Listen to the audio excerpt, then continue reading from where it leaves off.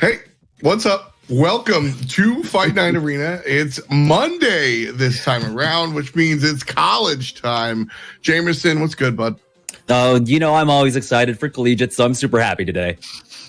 Definitely excited to get into it. We've got 4 teams. If you're new, this is the way it works here on the collegiate side. We play best of ones, the winners then go on, then we play best of 3. So today we've got 4 teams showing up. Like we said, it's going to be Dallas versus Akron. That's you and the Zips, right?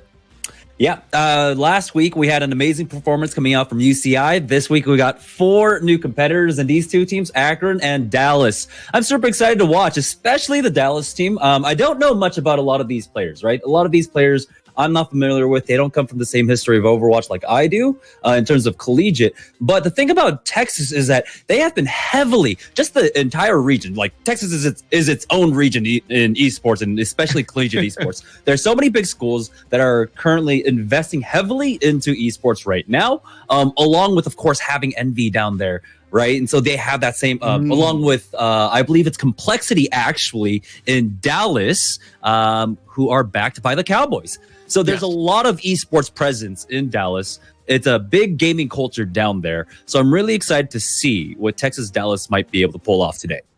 Yeah, it's insane. I actually got a chance to tour the Complexity GameStop Arena, excuse me, the Complexity GameStop Performance Facility, as they call it, and it's really intense. So definitely a big deal with them. Across the way, though, that's going to be Akron, and these guys are interesting. We saw them play recently, and looking at this roster, some unfamiliar names. Though, are you familiar with anybody on the team?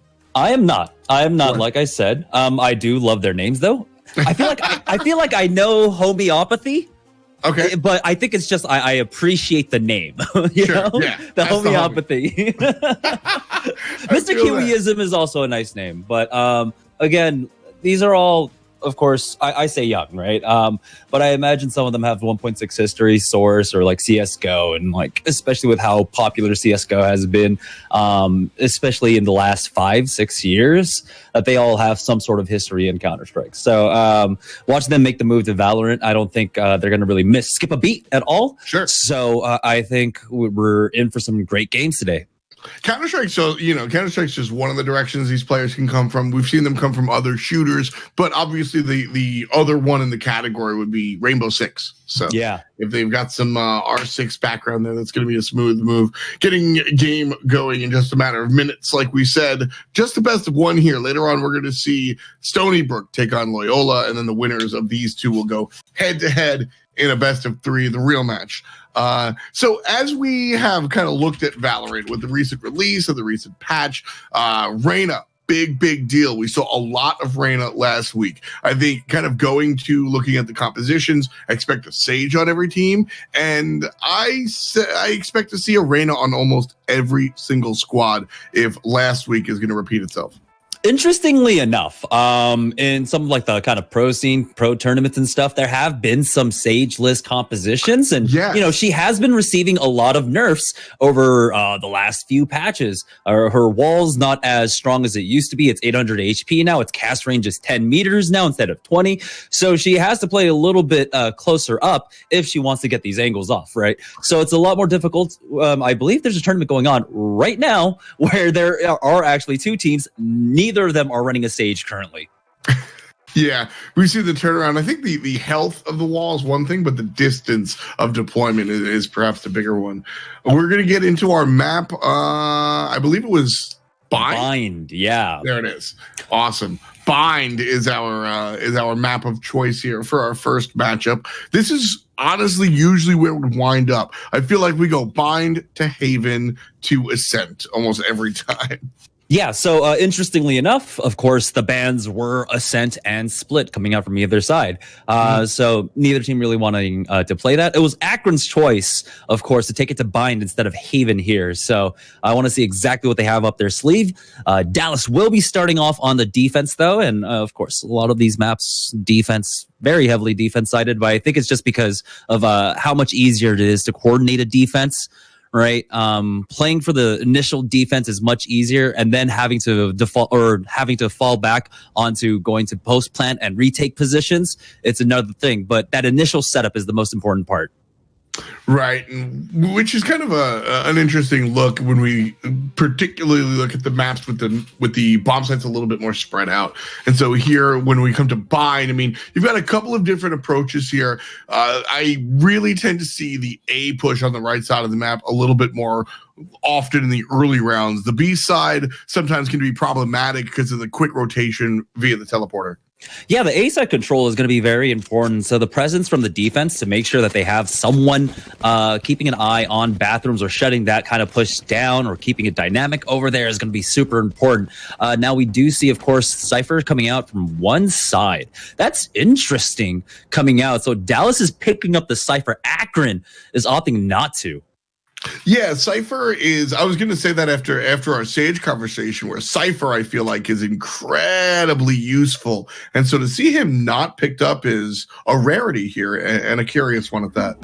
Yeah, I feel like he might be one of the few almost S tier left with a lot of the balance changes coming out, where he's still excellent at being able to just anchor a site by himself if he needs to. Trap wires are incredibly obnoxious. Our pistol round's going to start off, and we're headed towards B site. Through hookah seems to be the plan. Tripwire set up at long, so That shouldn't be that big of a deal. 2 defenders, I believe, on site, and Plasma Raid are going to be looking to cause the entry. 2 members will walk up. And Hookah not able to be pushed through just yet, but the attempt is here. Yeah, the smokes are going to come out, and they're going to make their jump outs. Their counter smokes are here. Tried to satchel in right on top of him. Oh! Right Plasma up Raider. and over. That was incredible. I love these satchel plays just bouncing around. It's almost like Junkrat from Overwatch, especially because you got 2, just like he does. So it's always cool. But, oh, man, this positioning coming out from UTD, what a great defense. Yeah, really good stuff here. Able to kind of retake. Bomb still down. And through the wall comes a shot from UTD. Paint's able to trade out. And defenders take the first round. Yeah, one of the big things for Akron there was that they were way too slow on that push. You saw it was almost a slow lurk up through Hookah. And at that point, when you kind of lurk there trying to get the perfect setup, you need to get those brimstone smokes down much faster before you're even up at that window. Yeah, that's one thing I noticed, and I think that was just with the way that everybody was kind of positioned on the map. This time around, Akron, we're going to be looking for the same thing on A side. A big old clump here. I think we're going to go fast. I don't think they know this shouldn't work. So they were trying to cheese it, but there was a recent patch which is supposed to stop that. Right. They were trying to get the ultimate for the brimstone, or they're just trying to deny the 1,000 extra gold that can come over if, you know, they die to UTD. So I don't know if they were trying to, of course, get that ultimate onto the brim, or if they were just trying to deny the money. Probably more of a money denial, I think. I think that one up and down. I mean, sometimes, yeah, I guess sometimes you just don't want to roll the dice on the eco round. Yeah. Out there with pistols. Forget about it. This might be good for Akron then. Like, what if UTD? We didn't get to see the buys. If like UTD like went in with like SMGs, well, they now have the SMGs in third round. While Right. Akron, of course, have the rifles instead. Right now, we're gonna be walking through showers real quick. Yakuza coming around from the other side, walks in, gets taken down.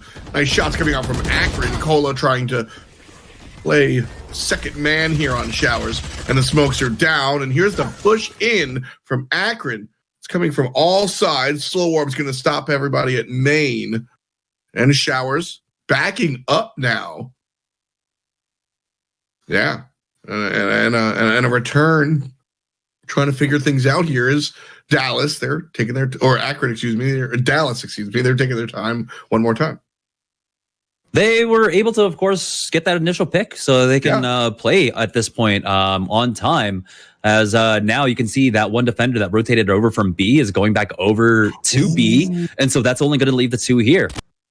This is one of my favorite plays. Just play off of the impatience, right? Yeah, we're just going to sit here. There's so much time on the clock. And 5 players are going to be walking onto the site here. Defenders have one up in heaven and one down below in the backside. Heaven Gabs 1. There's an opponent close. Paint, does he know it? Rain is going to toss out to deny the vision. And AJ Little shows up with help from the other side as well. All of a sudden, Akron with 3 left. Make that 2 left to deal with 1. Yeah, so a lot of that came down to, of course, timing on that, right? Playing off that play, or playing off that pick that we talked about. But that second round cheese that came out from Akron. And so, of course, not having the similar firepower UT Dallas investing in the second round into those Spectres and Stingers. So they weren't able to fight with the same kind of damage output that Akron had. So at this point I love it. Can I be straight up and say that? Like, I love that. It's cheese. I'll definitely say it's cheese. And it's the smart play. It's the right play. I would say it's definitely the right play. And if that mechanic's in, and you know, it's not against the rules, you use it. You don't like it.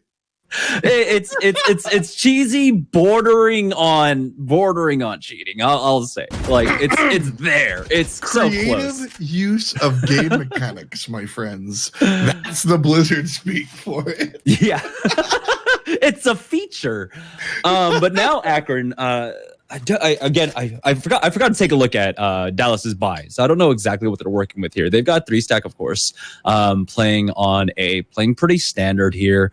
Don't know if they put out a wall yet. Doesn't look like it, but again, it's about making sure you have presence here. And I'm surprised that maybe they could play a little bit more aggressively here, bathroom side, but now just holding this angle outside. Akron last time were able to start this one off with a pick. And that's what made them feel confident in kind of slowing it down and playing patiently. This time, 5-on-5, it's going to be a little bit more interesting if they try to storm the base. Here it comes, 35 seconds, and everybody hits go. The wall is busted up on main. Players are going to have to trudge through the slow. Yakuza takes care of one of the ultimates out of Phoenix. And Plasma Raider is able to answer back. 3 players still alive for Akron, trying to put it down. Plasma Raider picks off the one coming from around the left-hand side, through the box as well. And it's just 2 players left from Dallas. Oh, he could just play the angle. Woo. That was close. I like that play, though. AJ Little going for the peek was actually the proper play there, right? Because there was only about 14 seconds left. He needed to check for that spike plant anyhow, or peek it just to stop them, right? If he could stop them at around 4.5 seconds, 5 seconds, then he's golden and they win the round because there's a wall off and they're not going to be able to get the 5th player on Dallas.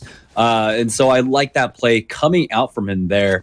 Akron, though, trying to play this lurk and trying to play it slow over at A site didn't work out for them at all. I think, of course, just waiting that out to 40 seconds leaves you with no margin for error. Yeah, and like I said, I love that play, but it was much more attractive when they were able to get that opening pick. Completely changed the whole landscape here. Gonna push through Hookah, though. Angle is checked by Plasma. Seems to be dedicated entry frag. Surveying, slowly looking, finds the Cypher, and he puts him down to the ground. 5-on-4. Here's the rotation from Akron. 3 players strong at A. So they're going to be lagging behind just a little bit. Paint, though, comes up in the clutch, grabs the double kill, and that's going to put Dallas right on the money. Akron with 3, Dallas with 4. Akron is still at least getting these spike plants, though. So this eco round going halfway decently. They at least get 1 pick there, and they get the bomb plant, do a little bit of economic damage. So not too bad coming out for them. I think this is the best result, really.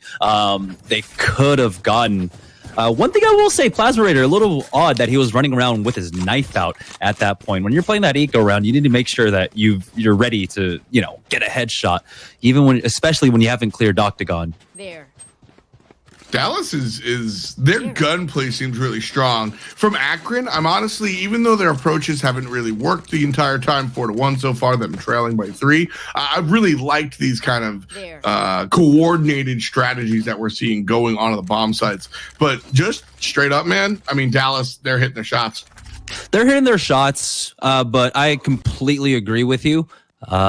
Their ability to get on site and, of course, getting that spike down is going to be important. Eventually, I think, they'll get into the swing of things and start finding their aim. Plasma Raider, his crosshair placement has been fantastic whenever he makes these approaches. So I'm still looking out for him to come up big here. Yeah, I think that's why he's been their dedicated entry. Like every time he's coming in first, whether it's bursting in real fast with the satchel charges, or it's just this more metered approach, walking kind of through Hookah as we just saw. Now more of a fallback looking for the default, but it's 1-for-1 exchange, 1 in showers, 1 across the map. So 4 players on 4, and Cola makes it a 4-on-3 for Akron. And if Dallas wants to, they can, of course, commit that res into it if they so please. But now here comes a 3-man push onto the B site. Mr. Kiwi slows out on the backside. 35 seconds left on the clock here. And Plasma going to get the kill around the corner with the ultimate. It looks cute, and now they're on site. Yakuza's in the back. This is a very important round. If they can actually win this round, they'll hurt the economy of UT Dallas very much so. There we go. Yakuza coming back, and now it's all up in a 2v2. The res, that's a huge one. Dallas reses up. Yakuza's able to pick up his 3rd kill of the contest. And the defuse is going to be good as Cola finishes one off themselves. 5-on-1.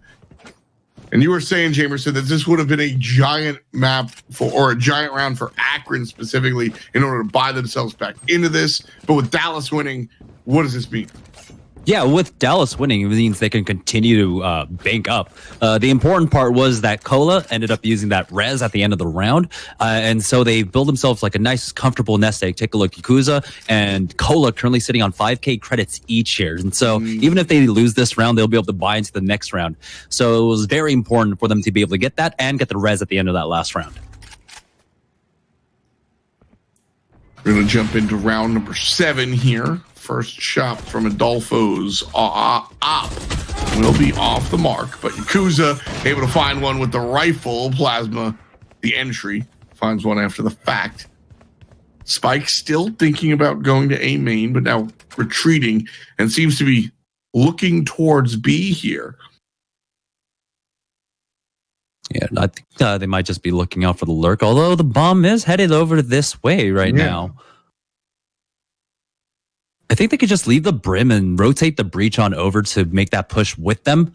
The brim, of course, just throws out maybe like one smoke to keep them baked there. As the rotation is coming back around for Dallas, they're going to get a 2-man once again back over to B. AJ waiting for the player that wants to use this orb, or maybe just this entrance. AJ hears something, equips the rifle. Oh, the first shot's going to miss, but he does find the follow-up, gets a glimpse of the bomb carrier.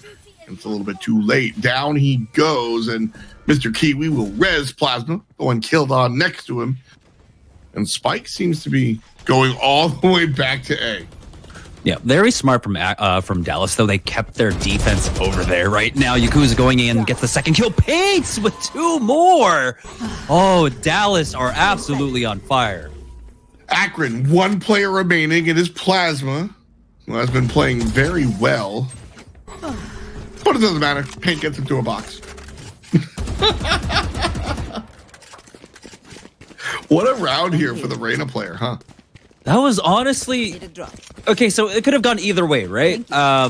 Both sides of Akron's push, the 2 players over at A and the 2 players over at B, they could have rotated bomb either way. With getting that frag over at B, that should have 100% been a teleport rotate over to B from the other 2 players. For them to take it over to A just slows down that push even more because bomb is coming all the way from that teleporter. When you've already got the site pretty much locked down, there was no reason for you to rotate off of it. Yeah, I thought that was a very strange decision. Akron kind of walks away from that one by deciding to make the rotation, the double back. AJ is going to set up a real mess of double traps here on the B side, just looking for the defense. And Plasma looking to get some redemption with a 1-tap. Oh, he wasn't able to hit the second one, though. Cola comes back in for this now. Gonna heal up. Spike's down over at A. What's going on here for Akron? Things don't seem very coordinated. Yakuza, on the other hand, certainly has coordination, at least between his hands and his eyes. 3 kills so far in this round for the Phoenix player. Yeah, it was a strange default play coming out from Akron there. But when it's an eco round, you can't quite play default. Yeah. You got to go with, like, there's got to be some more cheese on their bread there. They had the round 2 cheese. They needed something here for the eco here. While they were trying to get the, I guess, default kind of sheriff picks, it's not going to work. When you know that someone's got an operator on the other end, you got to do something different. You have to kind of try and approach in some sort of manner where you're able to get on a site really quickly. Use a little bit of utility. Use maybe a sage wall and slow and some brim smokes. Like, commit maybe 800, 900 credits into that round at most to try and get that bomb plant. This time around, they didn't even get a spike plant. Rough stuff here for Akron as they find themselves losing. What round did they win? They won the 3rd round, correct? So... Yeah, and that was off that second round cheese where they made sure UTD didn't get any kills, and they had the gun advantage there because they brought rifles to the sub fight. Yeah, exactly. So this time around, I mean, that was round 3. This is round 8. It's been 5 rounds without an Akron dub here. I think one of the most important parts right now, the defense coming out from UTD, is the Phoenix player on their side. He has not lost a duel yet. Right. Got to keep to it. Feed the hot hand, as they say, right? Exactly. Try to position your strategy around that individual. Akron slow pushing now through a main, it looks like. Really? Did Cola not see that? It was a tight angle. He might have just like it didn't strafed out. That's what I'm saying. No. I don't mean to say that the Cola missed what was on the screen. It just so happened that all of the strafes, the players counteracted each other perfectly, and all that for nothing as Cola follows up with a shot. Akron able to answer back, but 2 players left with the spike. Yeah, this A defense is just absolutely stellar right now. Homeopathy finds one, though, not the man at heaven. Yakuza has been huge for Akron's defense so far. He has been a very solid anchor player over here. He's been a big part of this entire defense from Dallas. 13-3 for Yakuza. I mean, just when I said they were hitting their shots, I was mainly talking about him and Paint. These 2 players are insane. And what was funny was AJ was actually the guy that was starting things off for me, and he's now quieted down, but it's fine when the teammates are as hot as they are right now. Yeah, I think that was just the pistol round where AJ was able to win that first duel in the pistol round up against him. So now they're going to go ahead and hard challenge him over here. But take a look. What a read coming out from Dallas. They felt something. Going for that second peek was a little odd, but Yakuza does answer back. Oh, there's going to be the flash. 2 players flash. 2 players gone. And Cola off screen takes down Awesome Nader. And that's love potion number 9. Dallas enters round number 11 with an 8-goal lead.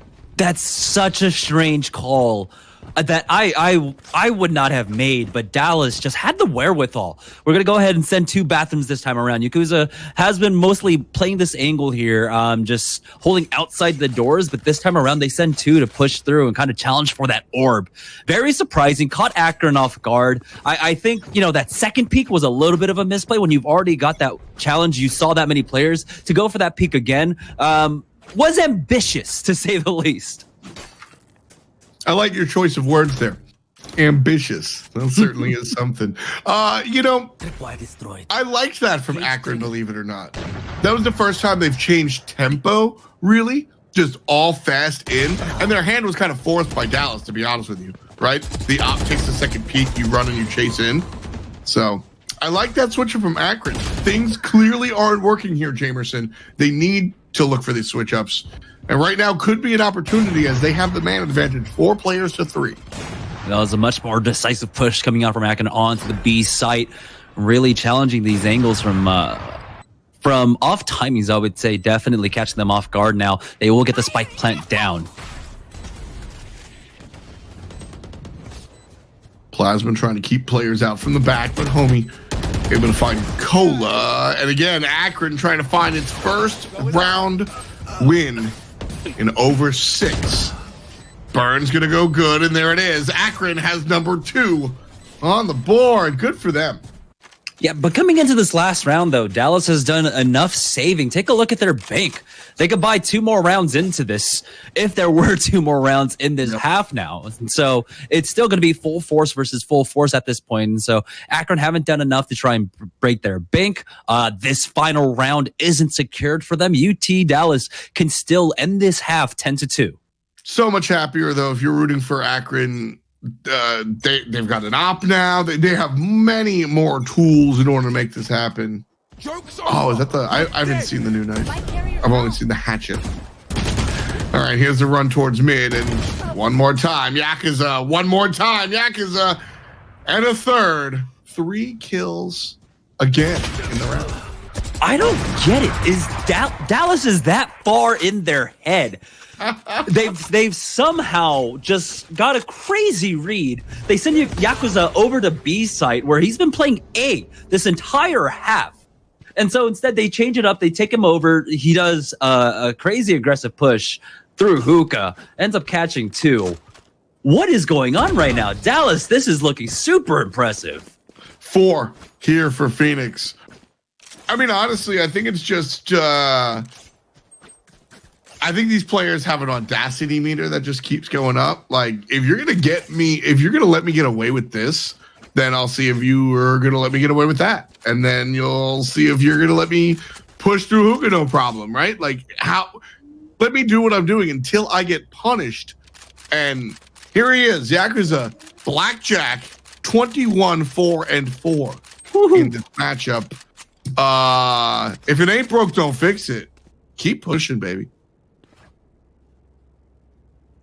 Now we'll see what Akron can do with their defense, but Dallas just needs 3 rounds in this half.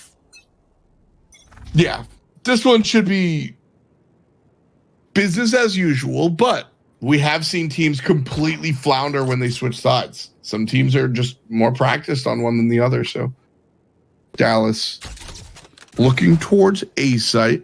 Akron have 2 defenders here. One grenade comes out, and it's good. Plasma's able to do 1, and the pistol from Kiwi takes down Yakuza. And just like that, I mean, we were talking about it, the turnaround here. Yeah, I do like this pistol round hold coming out from Akron here on the defense, sending 3 over to B, and then having Sage Raze playing A. There's just so much AoE in a round that you can reliably guess that there's not going to be any extra armor, 50 extra HP on the board for the other side. So those satchels do a lot, and especially if you combine it with the slow orb there. Interesting approach that they're going to keep it here. 40 seconds left on the round. They're spotted, and that should be the rotate started coming over from Akron. Majority of players are going to be here in bathrooms. Intel gives us 1 in heaven, 1 on the back side, 1 towards the left. A little bit of crouch control coming from Breach. Cole is able to grab the long-range shot with the Ghost. Low on the HP, so Adolfo will lead the charge and take down Kiwi. Still 3 members on defense, and Adolfo goes down, so it's the lone player from Dallas. Scratch that. Round belongs to Akron.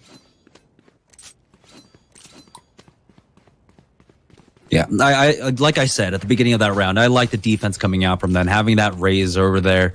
We got to see how incredibly oppressive those satchel charges can be, right? The paint shells where you end up, 45, 50 damage that it connects for. And when you can, of course, like I said, reliably guess that they don't have light armors or heavy armor at all, you're going to be doing so much flesh damage. And with the nerfs that came out to Sage's heal orb, you don't get them as frequently. It's so strong right now. Akron gets 1. Awesome Nader with the op. Here's the second. Misses the shot. And AJ Little rushes. Grabs the sniper duel with the pistol. Players still coming up here towards B. Akron making the full rotation. Everyone should be on site. 1, 2, 3, just like that. Players go down. Akron again get the round.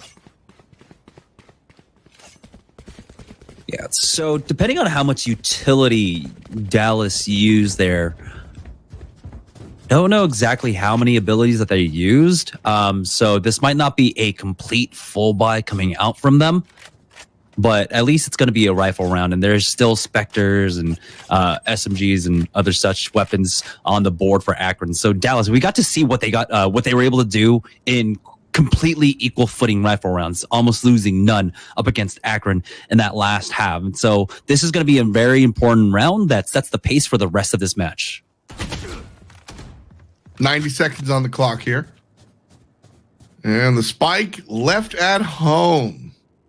Dallas looking to play the way they played the first half, just by looking for the shots. Paint will look but can't find.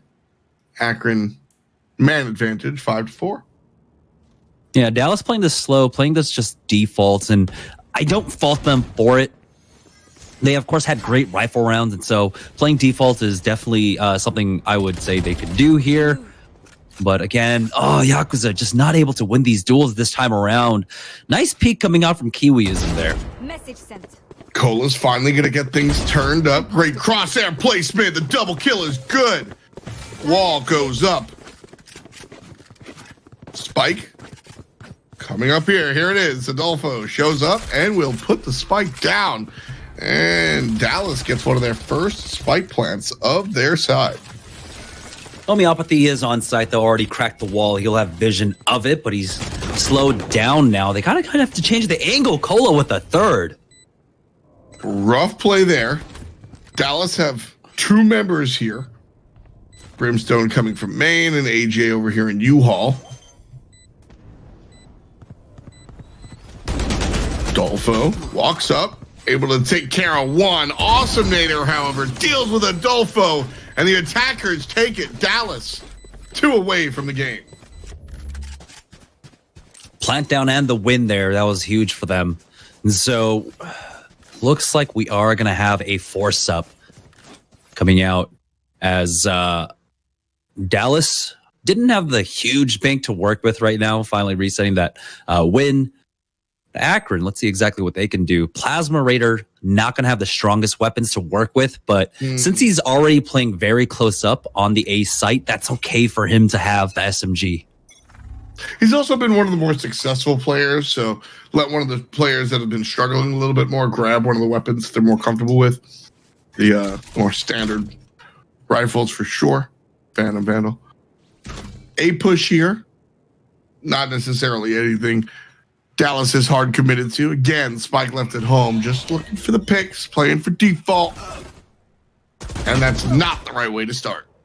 Yeah, another default play coming in out from Dallas here, and they've been having a little bit of trouble when they have to walk into angles. When they were holding angles on the defensive side, it was very strong for them now, but here we are. It's 3v4 in this round. They're on to the B side, and they're rotating the bomb over, but it's going to be such a slow rotate. It's all the way still back at spawn, but Adolfo with a nice push up to B hulls. A site still features 2 players in Akron jerseys. This B site is wide open. They had to go all the way back to grab the spike here. I get the strat, but boy, that kind of hurts them a little bit. There's definitely an opportunity. Yeah, they've got basically a full retake timer here, but Paint, again, he has been so solid on this Reyna. Smoke's down. Dallas are well equipped at the moment. Akron with only 1 player standing. She's back there. She's back there, Dolfo. Yeah, it's going to be a save coming out from that Sage. She needs to try and hold on to this gun for Akron there. For losing that last round, it is not looking good at all for them, as UT Dallas are going to be sitting on match point. U-Haul is where we're sitting along right now with Kiwi. Picks off 1. Attackers will grab the round, but the last second denial is always cute. Yeah, so this is going to be a tough force-up coming out from him. And he will be able to buy Plasma Raider a gun at the very least. Homeopathy picking up the Bucky can do some work, as he has been playing over at B site. And Bucky, Shorty, either of them really good to try and hold down over at Hookah. And so Dallas, understanding that this is going to be some sort of eco round or a force-up coming out from Akron, they're going to try and make a full-on push onto B site.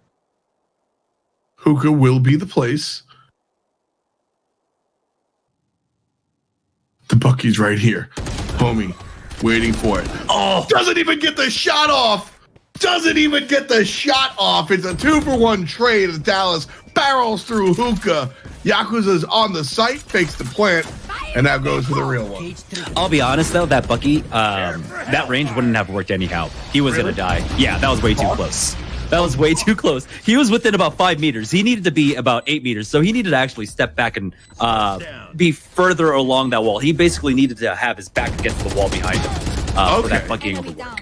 Because this is a popular spot to Bucky and the judge really like to hold down Hookah here. And that's that. Dallas will be the judge of the game. Akron will sit on the sidelines, and Dallas will wait to see who wins the next map. Yeah. Again, though, good effort coming out from Akron. We saw something interesting coming out, of course, from that second round after the first pistol round loss. But Yakuza was just honestly such a strong anchor for them over on the A-site defense, holding down bathrooms. We said, of course, here on Bind, that an A-site defense is going to basically rely upon an anchor who can make sure that they have full control over bathrooms. Cola did a fantastic job as well. 16 kills and 9 deaths for sure, but just well played, Sage. I mean, again, a couple of nerfs here and there, but she played well. She stayed alive, and that's honestly really what mattered. Ultimately, Akron struggled to find themselves in that defensive side, but on the aggressive side, but as soon as they switched out, they were able to kind of find their footing here. Oh yeah, definitely agree. I think one of the big issues, of course, is that the defensive side is so much easier on a lot of these maps, especially in this kind of game, right? Tactical shooters where it's easier to just play the defense. You have your default holds. You understand how you're supposed to play. You play the angle. People walk into it. And as long as your crosshair is just set right there, you usually win that duel. Most of the time, just like that, you're able to take care of nonsense. But so for Fight Night Arena here on the collegiate side, we've got one more match on the schedule and one more match to be determined. Stony Brook is going to go against Loyola, and then after that, the winner will go up against Dallas since they beat Akron this time around. We will be right back with that match after this.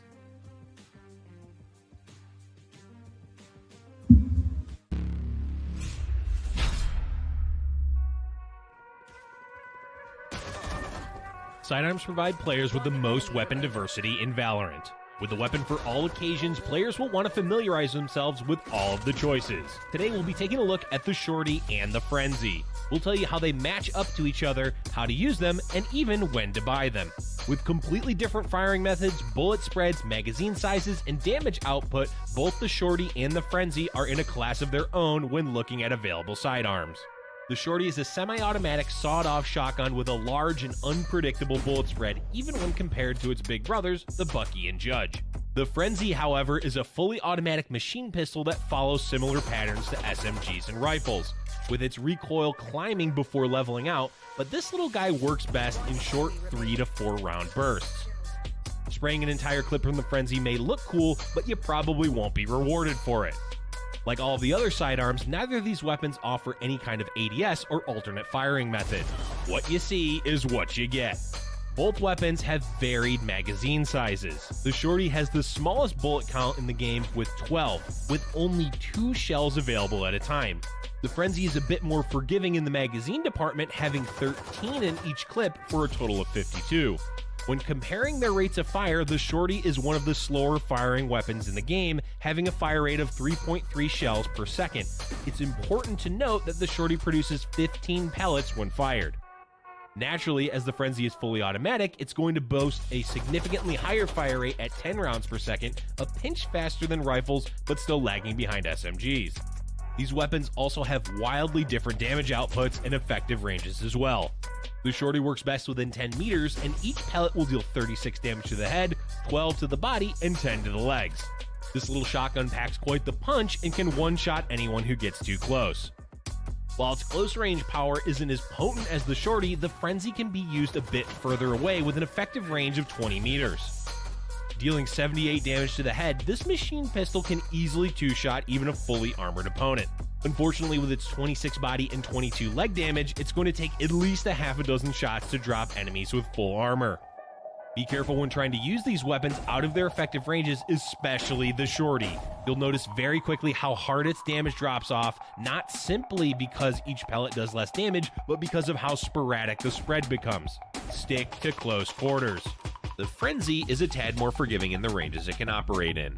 Its damage drop off beyond its golden zone of 20 meters isn't as harsh and can still secure kills, although it will require a bit more control when firing at these ranges. By now, we know these guns inside and out. But when should we expect to see them? The Shorty and Frenzy will run you 200 and 400 credits respectively, so there's no high economic commitment to pick them up. This makes them very valuable in both pistol and eco rounds. If your team is looking to play aggressive while spending as little money as possible, pick yourselves up either one of these sidearms. Once you get close enough, the Shorty will instantly kill even the most geared threats. And while the Frenzy doesn't have the precision of the Sheriff, Classic, or Ghost, it does have a much higher rate of fire, which will let you pump out as much damage as you can in the shortest amount of time. While your standard pistols are the more common choices for eco and pistol rounds, players should not make the mistake of overlooking these two weapons. Players who want to have the most success will need to familiarize themselves with all of the sidearms in Valorant. Whether you're looking for the one-shot kill power from the shorty, or you're looking to spray your enemies down with a hail of bullets, there's a little something for everyone with these two guns. They may be small, but they're definitely mighty.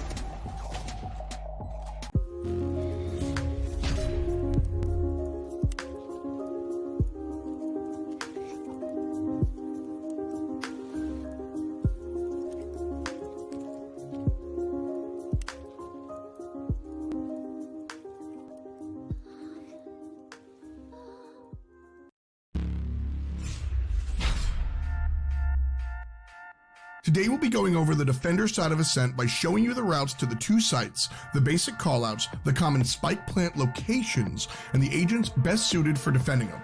Let's get it. A site has way more open space than B site, which allows you to play from further angles. Defenders will want to be familiar with the entryways into A site that attackers will surely fight for. These spots are A lobby, A main, mid cubby, and A link. Now let's take a deeper look into the A site. Starting out of defender side spawn, you'll be given three options. 1. You can head left towards A site. 2. Go straight towards mid. Or 3. Move to the right, which will take you to B site. Since we're starting with A site, let's head left. You'll immediately be given two paths that will lead you into A site, A stairs, and A garden. Heading up A stairs will lead you both to A rafters and A window. Defending from A window gives you a higher angle on attackers that may push through A link and A garden. Take notice out of the window here. It's breakable and will always absorb the first shot. Going back to A rafters will give you a higher angle of A site. Dropping down into A site, there are many boxes and angles you can use to defend. Some notable spots are the Radianite boxes in A site, underneath A rafters, or also known as Hell, and behind the generator to the right. Pushing forward and out of A site will take you into A wine and A main. Take note of Ultimate Orb here, as this will be a contested area of the map. You will want to have a defender holding this location. If you go just past the Ultimate Orb, you'll look into A lobby with its deli and gelato shops. Be careful when peeking here, because the attacker spawn is just out and to the right. If this area is clear, you can flank into mid or attacker side spawn. Now let's turn around and go back into the A site and head left. You'll notice a doorway with a panel on the left-hand side. You can interact with this switch that will allow you to open or close the door. The door can be broken by shooting it, and heading through this doorway will take you into A link. To your right will be A garden and A window. Continuing through A link will connect you to mid cubby. Be careful of this angle. Attackers will be right on the other side of the two walls. Another note, the panels can be broken in order to penetrate the walls. Having a player defending this area is crucial to keeping attackers from breaking into mid and possibly breaking through to A site. When retaking the A site, you want to look out for the spike to be planted in front of the Radianite boxes and near the generator. Attackers will look to play outside in A main, up top on A rafters, and below. What's up, friends? Here we are back at the Fight Night Arena. Tom and Jet Set Jamerson here, but we will have to be right back. So right now we've got Stony Brook on the line, and they're going to be going head-to-head against Loyola. But one of the players has a little bit of a hang-up, some extenuating circumstances, and we're going to wait up for them. So once the players get here, we'll jump right into game and be right back here on the Fight Night Arena. Don't go anywhere. We'll be right back.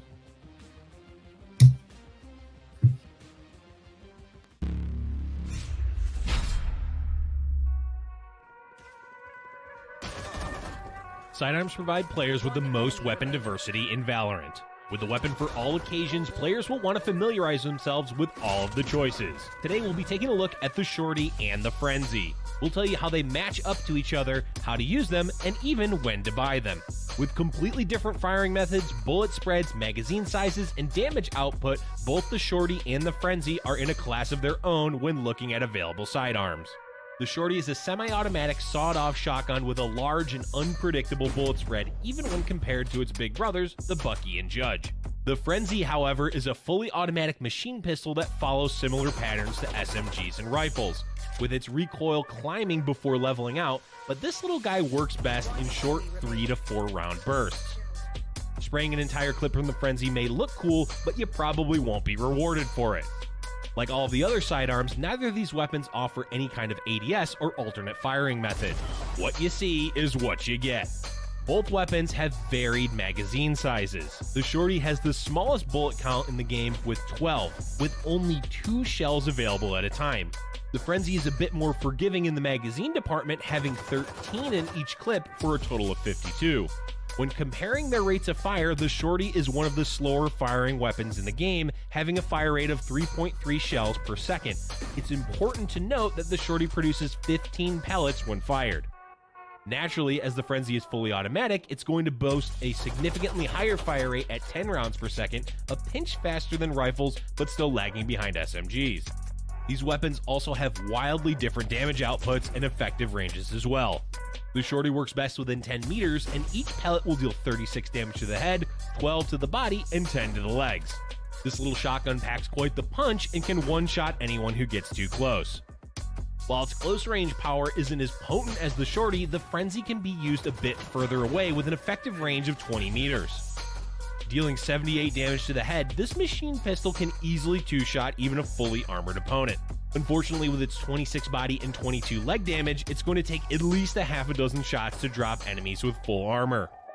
Be careful when trying to use these weapons out of their effective ranges, especially the Shorty. You'll notice very quickly how hard its damage drops off, not simply because each pellet does less damage, but because of how sporadic the spread becomes. Stick to close quarters. The Frenzy is a tad more forgiving in the ranges it can operate in.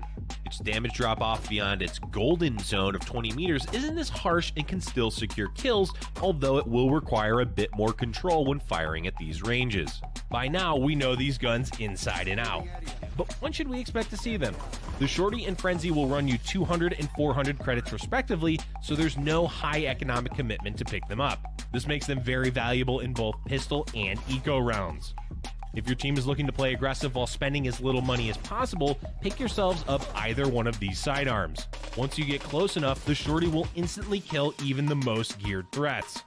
And while the Frenzy doesn't have the precision of the Sheriff, Classic, or Ghost, it does have a much higher rate of fire, which will let you pump out as much damage as you can in the shortest amount of time.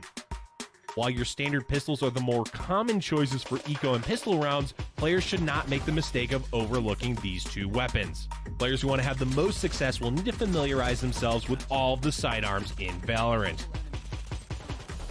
Whether you're looking for the one-shot kill power from the Shorty, or you're looking to spray your enemies down with a hail of bullets, there's a little something for everyone with these two guns. They may be small, but they're definitely mighty.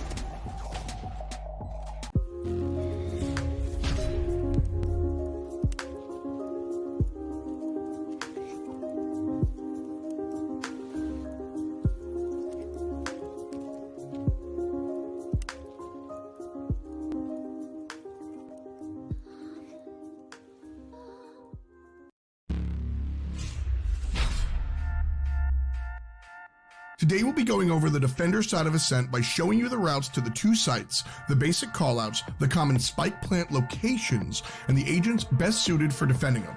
Let's get it. A site has way more open space than B site, which allows you to play from further angles. Defenders will want to be familiar with the entryways into A site that attackers will surely fight for. These spots are A lobby, A main, mid cubby, and A link. Now let's take a deeper look into the A site.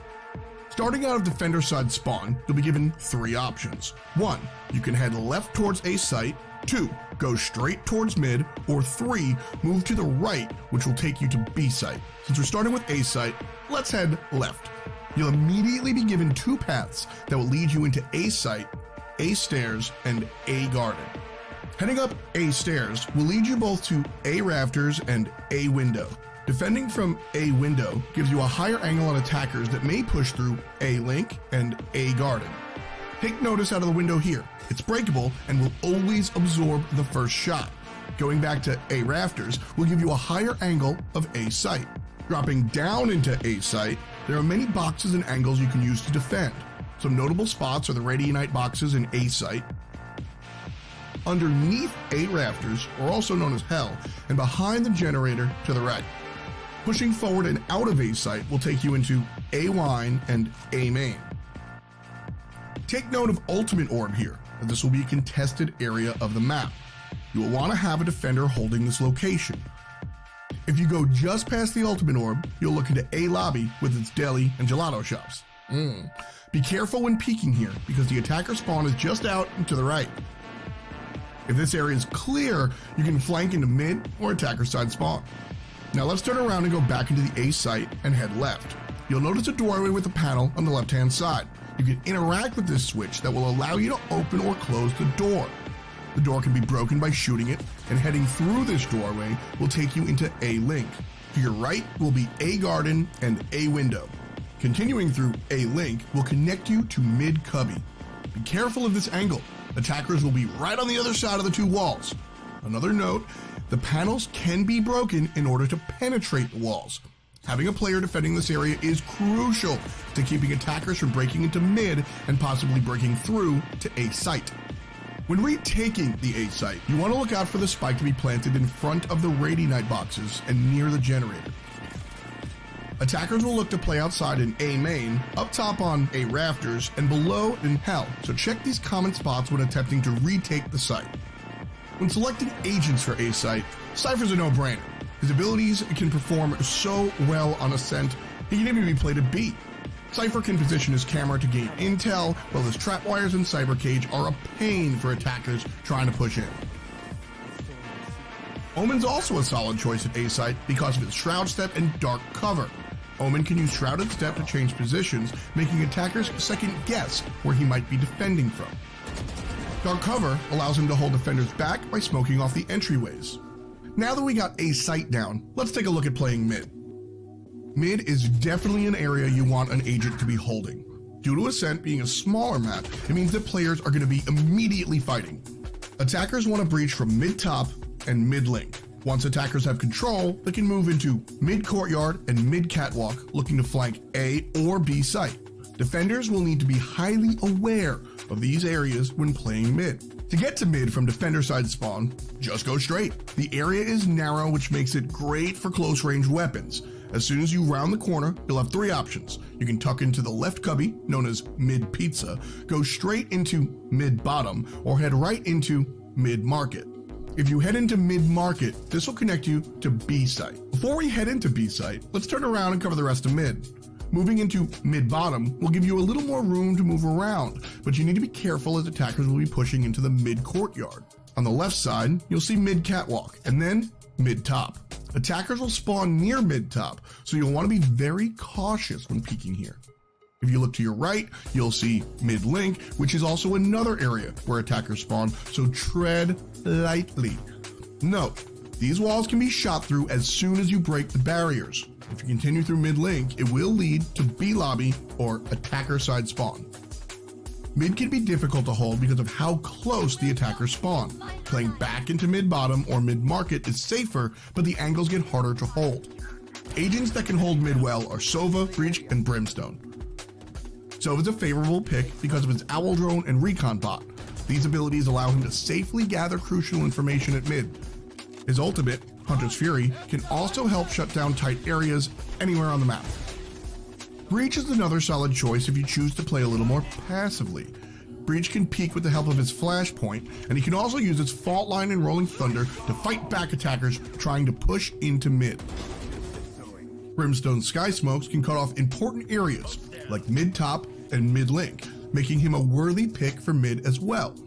Orbital Strike, his ultimate, can also be used globally to help cut off attackers pushing into objective areas. That's a wrap on mid. Let's move to B. B site is split into two areas, an upper and a lower side. The upper contains a tool shack and the lower, the bomb site. This whole area can be difficult to hold due to it not having a lot of cover. Defenders will need to be familiar with a few spots: B main, B back, mid market, and of course, B site itself.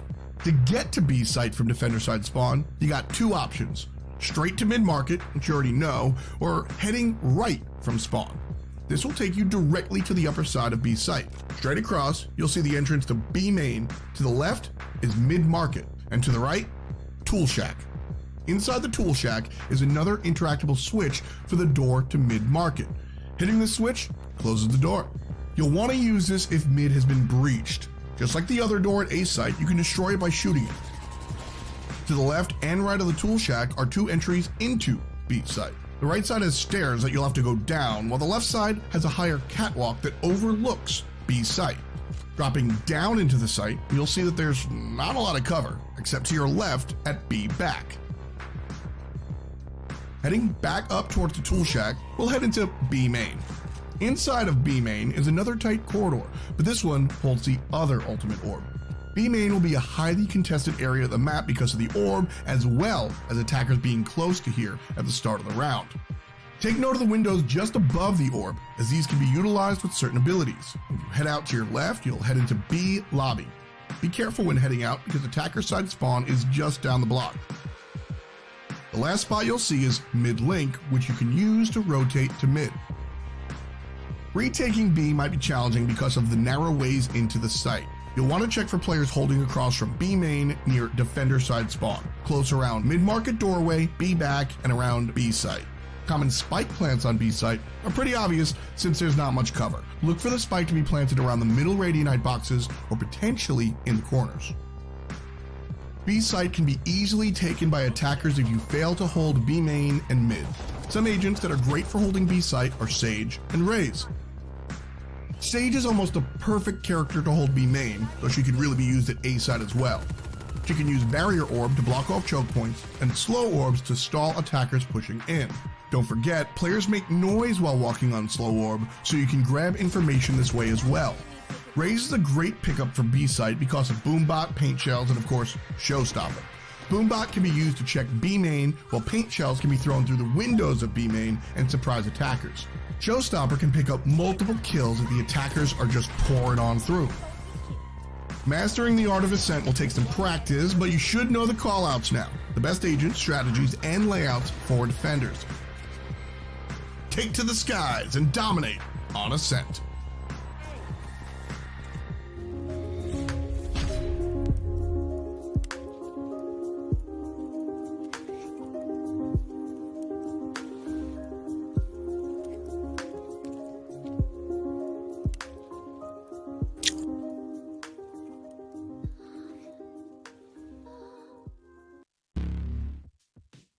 Welcome back. We've got our teams lined up. We've got our casters lined up too. Dot and Jamerson. So we're jumping into match number two. And this time around, we're playing on Split. They have banned Haven, and we're jumping into Split, Jamerson. Yeah, so Haven and Ascent receiving both bans from our first 2 best of ones today, surprisingly enough. But going to Split this time instead of Bind, that's interesting. You know, a lot of people kind of averted from, like, they have an aversion to playing Split. So I'm really interested to see what really comes out here, because we don't get to see it as often. We definitely don't see it on fight nights.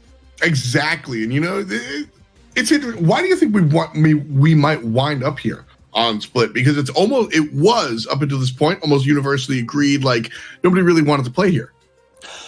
You know, the mid being opened up a lot definitely helps. Being able to hear better if people are running through sewers helps out a lot for the defending side. But I think a lot of the more utility coming out with the addition of Reyna might make it easier for like duelist play. If maybe teams want to try and run triple duelist compositions, right? Mm-hmm. Bring out Reyna, bring out Raze and Jet.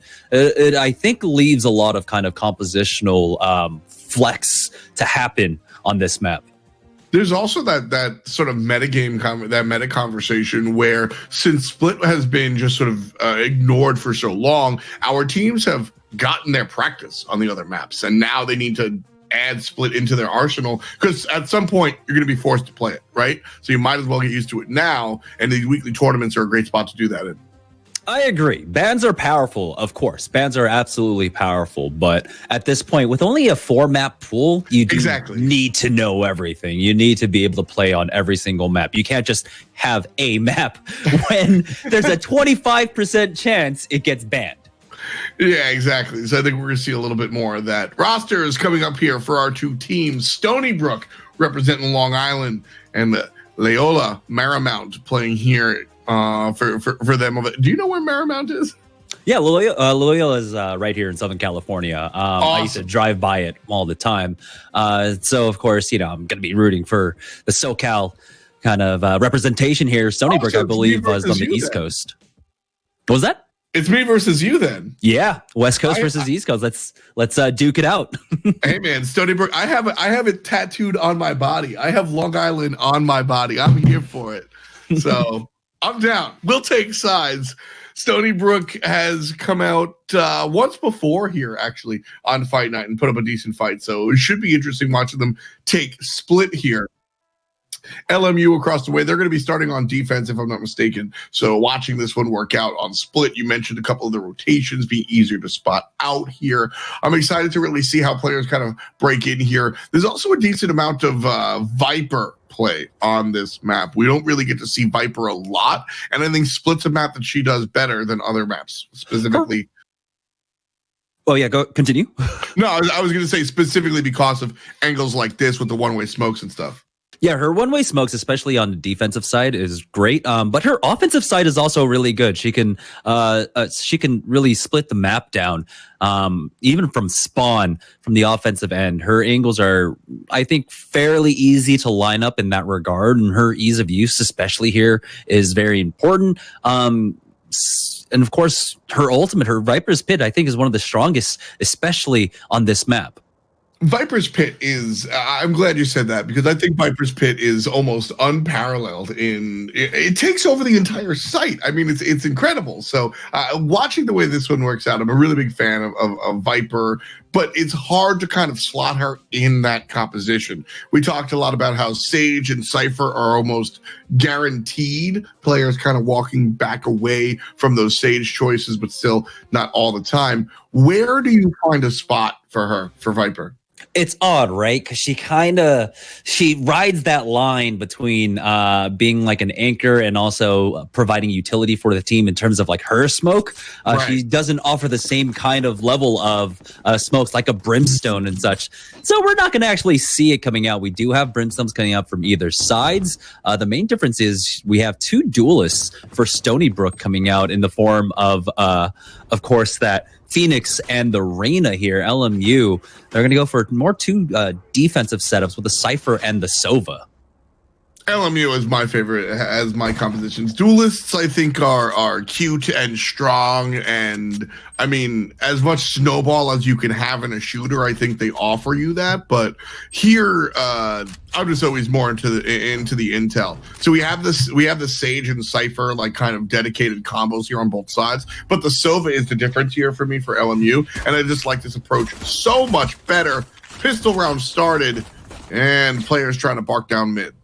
Yeah, that's the most important part, trying to control that. You can't really push B without having proper control, especially in this pistol round of trying to make a push up through mid. Trying to funnel through B main is almost a death trap, especially in these pistol rounds where all it takes is just a one tap coming out from the Ghost. Here's help from Reyna. The way she shuts down this entire mid push is really, really attractive. The 1-2 step there coming out from Mendicant. Nice turnaround. And the players pushing out onto Heaven and finally making their way onto the site. The wall will go up alongside the smoke and the spike. About to be planted once players clear it on out. And it will be right by Hell. Yeah, this is going to be a difficult retake, to say the least at this point. The Reyna does need heals, but Sova goes down first. This spike position, usually we see the spike kind of planted all the way towards the back. Attackers take it after some nice gunplay from Stony Brook to be the first one on the scene. But so I was talking about the spike plant here in Jamerson. Usually we see it almost every time on the back wall, sort of near that box. Why did the team opt to plant it where they did? I love that, just because you already have the post plant, you've set up and you've slowed them down with walls and the slow orb, and so you have the time to set up the post plant angles, and so that kind of spot right there, very vulnerable. You can peek from B main, you can be playing underneath heaven, you can be playing back site, you can be even you can peek that even from attacker spawn, or excuse me, defender spawn. And so it's just a very vulnerable spot. When you're playing rifle rounds, that's when we're going to be defaulting back to over the crates one. Of course, crates can be shot through. Player and connector can't find the kills. Menda can't, absolutely can. 2 for them, but Stable answers back with 2 of his own. 3 players standing on both teams. What a bloodbath. Yeah, but take a look right now. The flank coming out from Sharik here. He's able to get in, get 1. Now takes a second, and Stony Brook be able to take a second round on the board. Wonderfully played. So round number 1, I think we saw a really cool approach to the game. They kind of just played default as well as you can, doubled back once they got their pick, and then went out towards the B site. And then here, this was much more just like run and gun, lurk, and find the shots. So Stony Brook continuing now. They'll be going up against equal artillery pretty much. Couple of SMGs, but mainly subs and rifles for LMU, and Stony Brook fully equipped. Yeah, I mean, as long as they double peak like mid together or something, or just as long as they double peak with these SMGs, you know, they can at the very least trade away, and that's ultimate value there, especially economically. Now we do have a slow over here. They're going to change things up once again. This time around, LMU is not going to let the flank come out from Sharik. Sharik will flash around the wall, sees one up high, dodges it, but he gets shot from up the ramp, and he's not sure where to go. Pelks is here to provide assistance. Weasel wins the gunfight that Sharik starts off. Does have a teammate lying in wait, though. A couple of players making the rotation towards A. Oh, nice catch over there at mid by Kevbo. So now Stony Brook's attempt to try to push A side is going to be that much harder here. No trades whatsoever. Might be flawless until flexing goes down. Tough stuff here for Stony Brook. One of the harder matches, one of the harder rounds they've had. Those 2 players are up. Brimstone with the spike. Thought about kind of rotating, but is pinned down here, whether he realizes it or not, as LMU kind of slowly takes their flank around the long way. Yeah, we do have a sewers push coming out as well. They're just picking them apart. They only lose 2 that round, and those are good economic losses for them. I think they did play that slowly to try and minimize their losses. But we see right here, I think, what a lot of people have in terms of contention with this map. Both A and B side, you just end up funneling, right? In their approach. It's so difficult to take if you don't have that mid control. And even if you do have that mid control, trying to push A, the coordination for it is so off, because you have to run such a long distance from mid to try to get to A heaven, while A is already there if you're pushing from that side. It's just tough to kind of make those spots, and Valorant has really solidified itself. What's different about this game versus the other tech shooters is the ability to make those rotations. And so it's kind of a step away from what the players are used to. Sova information denied.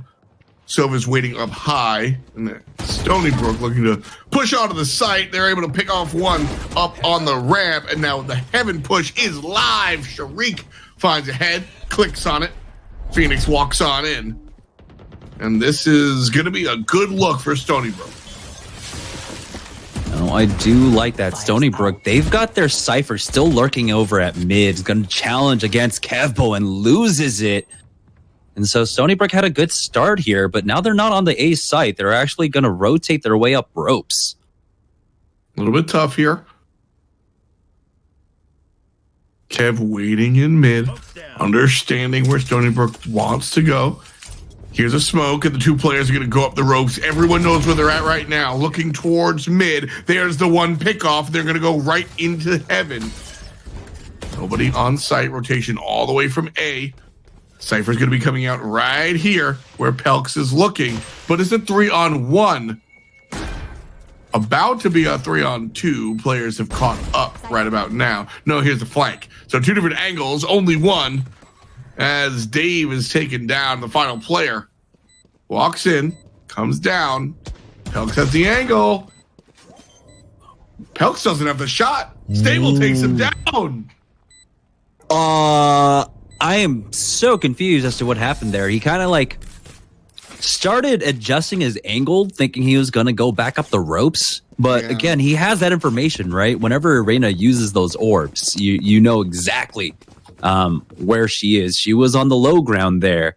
And instead, he decides to pull his crosshair up. That kind of momentary hesitation can easily make you lose a duel. And we're seeing the first operator coming out from Thrift Weasel. Definitely not that thrifty. Yeah. We'll see how this one's able to kind of turn around here. Tied at 2. Thrift Weasel, as you said, not thrifty. Spending all the bucks and having the op to hold down mid. You mentioned how important this mid control is. He's well aware. No more charges left. So Stony Brook's going to avoid it. You just look to funnel into B. Yeah, spotted out by that camera, but they only saw the one person here. He does have, of course, the gates, and there we go. Good spray down by Dave Diddley. Already 1 down, 2 down.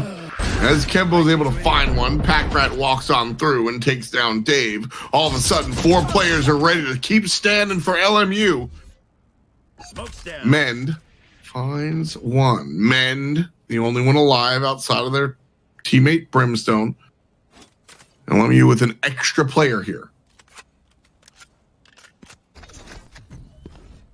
And despite this being a force-up coming out from Stony Brook, they did some decent damage, but again, we're running into that bone of contention. B main pushes can be so difficult. What? Kevbo goes down. Oh, man. Mend absolutely on a tear here. Him and his teammate, opposite sides of the site. Now Mend lurking, finds 1. That's his 3rd of the round. 1 player remaining. Sova all the way on the other side. Spike's down. If you're Sova, what do you have? Are you saving? What weapon does he have? This has to be a save. It's that operator. Yes. Oh, no, he's going for it. I respect it, but not if you can't hit that shot. Left side, too slow as well. Attackers win the round. 4 kills for Mend. No, there it is. Wait, did they not get... It looks like they were able to pick up the operator. Okay, as, yeah, Pelks has it. Pelks grabbed it. Okay. We're right along with the Reina. I'm like, dude.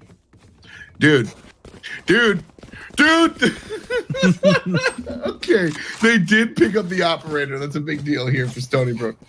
Yeah, and then we have a Marshall pickup coming out once again. So another sniper for Thrift Weasel. Surprising that they're investing into this round right now when their economy can't look too good. There we go. We do have Sharik pushing up. He's got that ultimate out. Oh, man. I like the approach. Not a lot of information garnered from the ultimate. He already knew where this player was, but a nice shot for sure. Sharik, though, I gotta say, Sharik suffers the flank here. Stable. Long-range headshot. I like the way Sharik's playing the Phoenix, Jet. I think that sometimes players play slow. You gotta be fast. You gotta use those corner flashes. Yeah, they do answer back, though, taking out Packrat. They're going to be able to use the information coming out from that cipher there. And so they know that the rotates are coming out. They've got someone close. Bomb is still holding over at A-ramp, though. I hate it. Dave just stuck with his Marshall out, unable to really find anything happening there. Meanwhile, Stony Brook University on a killing spree. Stable looks to even things up, and Medicant says absolutely not. 4-2. Stony Brook kind of digging their heels in here. Yeah, these the duelist composition right now coming up from Stony Brook. They've been able to make things surprisingly work out of this composition right now. LMU just not on top of the rotate. They had a great flank, right, where they were able to push up through B main and get the first pick off. At that point, when you have that much information, the move to A should have been much faster, or at least a more important hold over by mid. would have been good for them. Big info here. Big info. 2 players spotted out. No full rotation from LMU. Still playing it safe because they assume, and rightly so, that Stony Brook, although they have 2 or 3 people on this side, they haven't fully committed. That's why we see the drone coming out to kind of confirm what's going on here. Stable finds one on the left, and all of a sudden, Stony Brook only have 3 up as Kevbo finds one in mid. Yeah, so this is the chance for LMU to get back into this half right now. Lexington does have to be careful as he backs off. He doesn't have his heal for another 30 seconds here. Stony Brook, and bruised and battered, but they're going to try and continue to make this push for mid. LMU with the numbers advantage, even more so now, 5-on-2. Stony Brook with the twins here. And the spike is on side. Pac-Ral able to make one happen, but that's about it. Weasel trades out, and so it's 1 versus the world. Thrift Weasel, the Sova player. And his squad versus Brimstone here, Pelks. Oddest part about this entire first half is just how strange the economy has been. Some force-ups coming out, some investments into rounds where I thought it would have just been a straight eco. And so I don't know exactly what's going to happen after this, especially for Stony Brook. How much were they able to save going into this? Of course, being able to hold on to this operator once again. Huge. It's going to be huge. Little bit of money here. Little bit of money. Pelks can definitely buy a weapon for somebody and tracks. So we're going to have about 3 weapons, I guess, in addition to the op. Pack-Rat here trying to decide where to go. So decent weaponry coming out from Stony Brook still, but LMU definitely have the upper hand here. Yeah, one of the hardest things, especially on the offensive end here, is, of course, when you run that Cypher, how do you play him offensively? Of course, he doesn't get you that same kind of value that you would on defense. And so it's an interesting take here, especially now that they're still around in the lead, but Stoby starts it all off, taking out Sharik. Stony Brook trying to push on to the B site here. Everybody coming down through the alleyway. Pack-Rat's going to pick off the player on the back left, just like that. A little bit of smoke here from Pack-Rat as well. Thinking about where to put this, and camera to see around up towards heaven. And a nice setup here from Stony Brook. Again, another plant on to the B site now.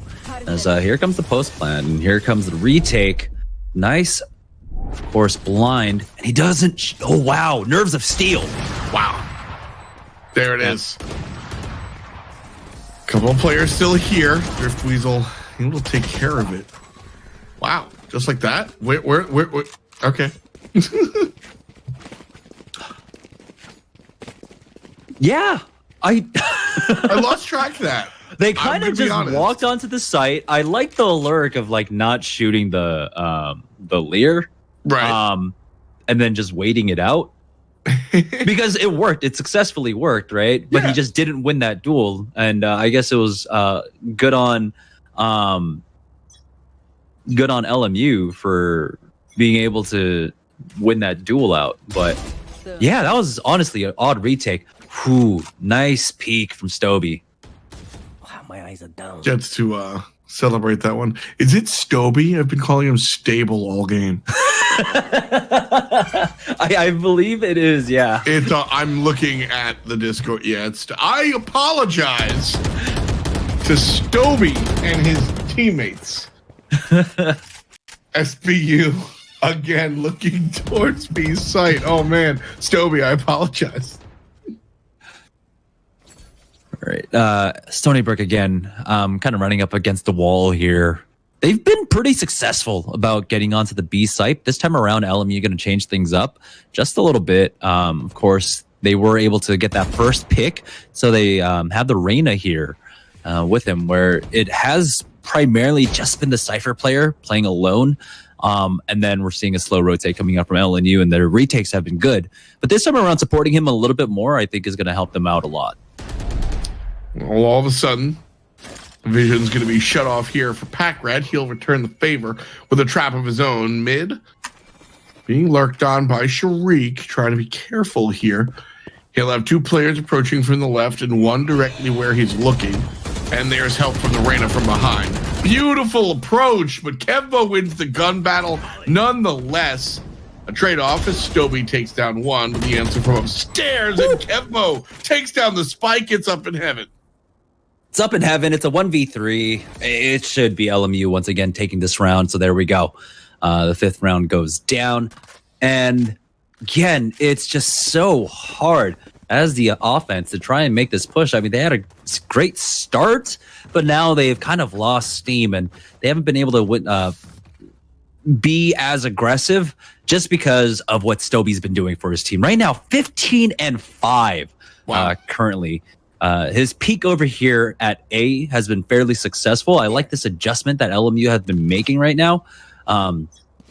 They've tried different players to go for that peak, and it's been successful now that Stoby's been doing it. He has to back away though. They don't. He hears them. Still inside.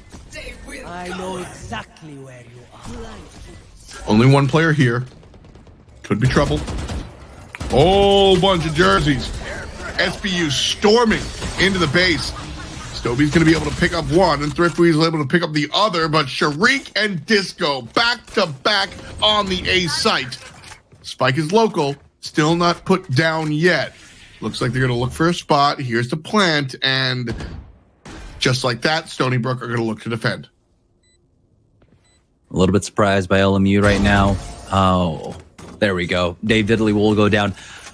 So one thing that they have been doing, and like we see a lot of Cypher players do, especially on defense, is that you don't really need to commit both of the traps, right, to the B site. You can put one down over at A and one down over at B, and they haven't been doing that as much in the past few rounds, and they didn't do that there. Could have definitely helped out Stony Brook once they heard 4 or 5 mans over at A main. Trap wires can be really, really useful for obviously, you know, slowing the player down, but more importantly for the information that you're able to gather by putting them down on the other sites. Location revealed just for 1 player. I think Sharik's the only one caught on that recon dart. Everybody else was around the corner, so not that much information garnered by the Weasel, but enough to pop up the ultimate. 1 shot will hit, the 3rd won't. So SBU, LMU, round 11 will be a 5-on-4 once Mendy gets a kill. Oh, they could have slowed down that defense a little bit more there. We had the push coming through, 2 men coming from sewers here, and finally they get to use that Cypher trapwire on the other side to good effect, where they know the flank is coming, and so now in this post-plant position, a lot of the angles are already known. Mendy's able to pick up the 3rd. Sharik finds Kevbo all the way from down long. And a flawless round here for Stony Brook as they take down the 5th member of LMU.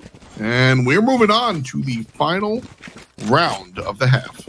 Yeah, one last thing. The On the Hunt coming out from Thrift Weasel was odd because he was shooting a lot of that onto the A site. On A site proper instead of still kind of shooting it over at A main.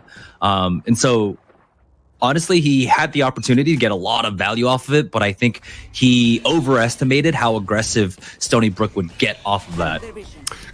That's the key there. Is I think that play might have worked out if other teams weren't as aggressive, but Stony Brook has been W keying all day. It's a 4-on-3 actually. Drift Weasel finds it with the op. Didn't expect that. And now LMU spread out all over the map. Stony Brook on the other hand, here, local, ready to plant. They have a res to work with, and there it is. Mendicant's going to be brought back into this now. And almost into the fire. Let's back away from that Brimstone ulti. They backed off. Stony Brook looked like they almost had the opportunity on A, but decided to not go for it. A questionable. It looks questionable to me. What happened here, Jamerson? Oh, falling right down into Kevbo's spray, but he only gets 1 before that trade, and so now the rotation is coming back out from LMU. Oh! Thrift Weasel finally with the operator. And the other one, 4 for Thrift Weasel with the op. we will go to a pistol round, and it's 1st to 7 at this point. Honestly, Jamerson, what happened there? Talk to me a little bit about that last round. So the first thing there, they had the man advantage. Big issue, trying to push ropes was, I think, the misplay. When they had full control over heaven, they could have pushed into defender spawn instead and then committed hard onto A, especially when they understood that they got the picks there. Trying to make that rotation out into someone is a little bit weird. Controlling attacker spawn and controlling the rotate coming from there would have been much stronger for them, because a lot of things could have happened. First, they knew he was already there in the ropes room, right? But what would have happened if they had fallen down onto the ropes with a Molotov down? They would have just died anyhow. It was not the right push. The push this time was the right push. Brimstone into the Phoenix. The flash comes out, but Brimstone's still able to find it. Spike planted. LMU, their feet planted. And SBU trying to come back onto the scene. Packrat with a kill. Ooh. Stoby, again, finding another one here. Heaven's got eyes on it. And Mendy finds flexing as she pushes up. Very aggressive play there from the Sage. And Thrift Weasel in the smoke gets smoked behind the terminal. Mendy can't find the final shots. And there it is. Stoby from up high takes down Mendy and takes down Pelks. Stoby is just wearing the backpack. Yeah, that dismiss, showing how it can be incredibly strong, right? It's great for repositioning, but it's also just a great scouting tool. In that duel, in that final 1v1, he's able to peek that wall without having any care in the world. Right. And he knows exactly where he is. And so when he re-peeks it, he's already got his crosshair set on him. Smart stuff. LMU, man. Strong team. Strong team individually speaking. I really enjoyed watching Packrat kind of play this character. Like you said, not really splitting up the tripwires, so to speak, but he's got all the information here. All the teammates here for LMU on B site. A side rotation is going to be long. Mendy picks off one with a shotgun. They're still up. Nope, there it is. It's a 2-for-1 exchange. LMU 4-player strong. Yeah, a little odd for Mendicant to go to the left side there with that Bucky. And the ranges would have honestly been better if he had peeked basically from the other angle. Still, though, the retake position, it's a 3v4 now. Sharik's on site and he hits the headshot. Beautiful gunplay here from Sharik. Has been what we've gotten used to. This time he loses it. And his team does too. LMU grab the round. It's 8-6. You know, this is just very odd. I understand what Mendicant was trying to do. But when you already had that Cypher camera spotting out the entire LMU squad, and I understand that he has a Bucky and he has to play closer up, you still can't just push onto the site like that. You need to do something different. I think fall back to attacker spawn and then go over to basically the other side instead of trying to push through heaven, where he got caught out and he took early damage. Yeah. Luckily for him, he got that first kill, was able to heal up, but still, it could have gotten a lot worse for him. A lot of nonsense over here at mid. Stoby finds Pelks accidentally through the wall. Nice opportunistic kill. Packrat and Disco are able to stop some of the push. Nice plays here from LMU, but ultimately it's a 3-on-3. Disco says it's a 3-on-1 now. LMU, 1 player alive. They do have the spike running back towards mid. Yeah, still a 1v3 though. Stoby though. So we don't know exactly what's Stony Brook are doing right now, as they have 2 people over at mid currently, just the Sage player playing on A proper. This is odd. There's an opportunity for Stoby to actually get this. They spot him out. That's the thing, is they have no idea where Stoby is. Now they do, and they're all going to coalesce on top of this player. Stoby knows it, so he's got to play fast. Stoby sends out nonsense to the right. Now comes up mid, looking for the play down here. Oh, avoids the rope so it doesn't make the noise. Now just booking it towards B site. There's a player here. And they're going to meet. They're going to meet. And Mendy gets the kill. 4 seconds on the clock. I don't even think he would have gotten the plant, to be honest with you, Jamerson. Yeah, it was close. If he could have, it would have been huge for his team right now. As you can see, they're not going to be able to full buy into this. It looks like it is just going to be pistols coming out from LMU. And so if he did get that plant, that meant they could have forced up into this. And again, the economy so far in this match, in this best of one, has been so strange. And that was right there at the edge where I thought maybe LMU do try to do some sort of force up. The double traps here on the B door. That can be cute. You walk through. You walk through one. You hit both. You shoot one. You get stuck by the other. Or you try to like jump over one and then yeah, psych. There's another. That's how I get caught. I always try to be fancy. Ultimate coming here from the Brimstone, and ultimately he doesn't even need it. Just takes him out with the pistol. Nice sheriff shot here. 5-on-4 as LMU push into mid. Oh, Mendicant and Pelts. Okay. Yeah. So committing the Brimstone ulti worked out just because it at least cuts off the B Heaven angle, and that's why he's able to challenge the man over at Ropes Room and get that win.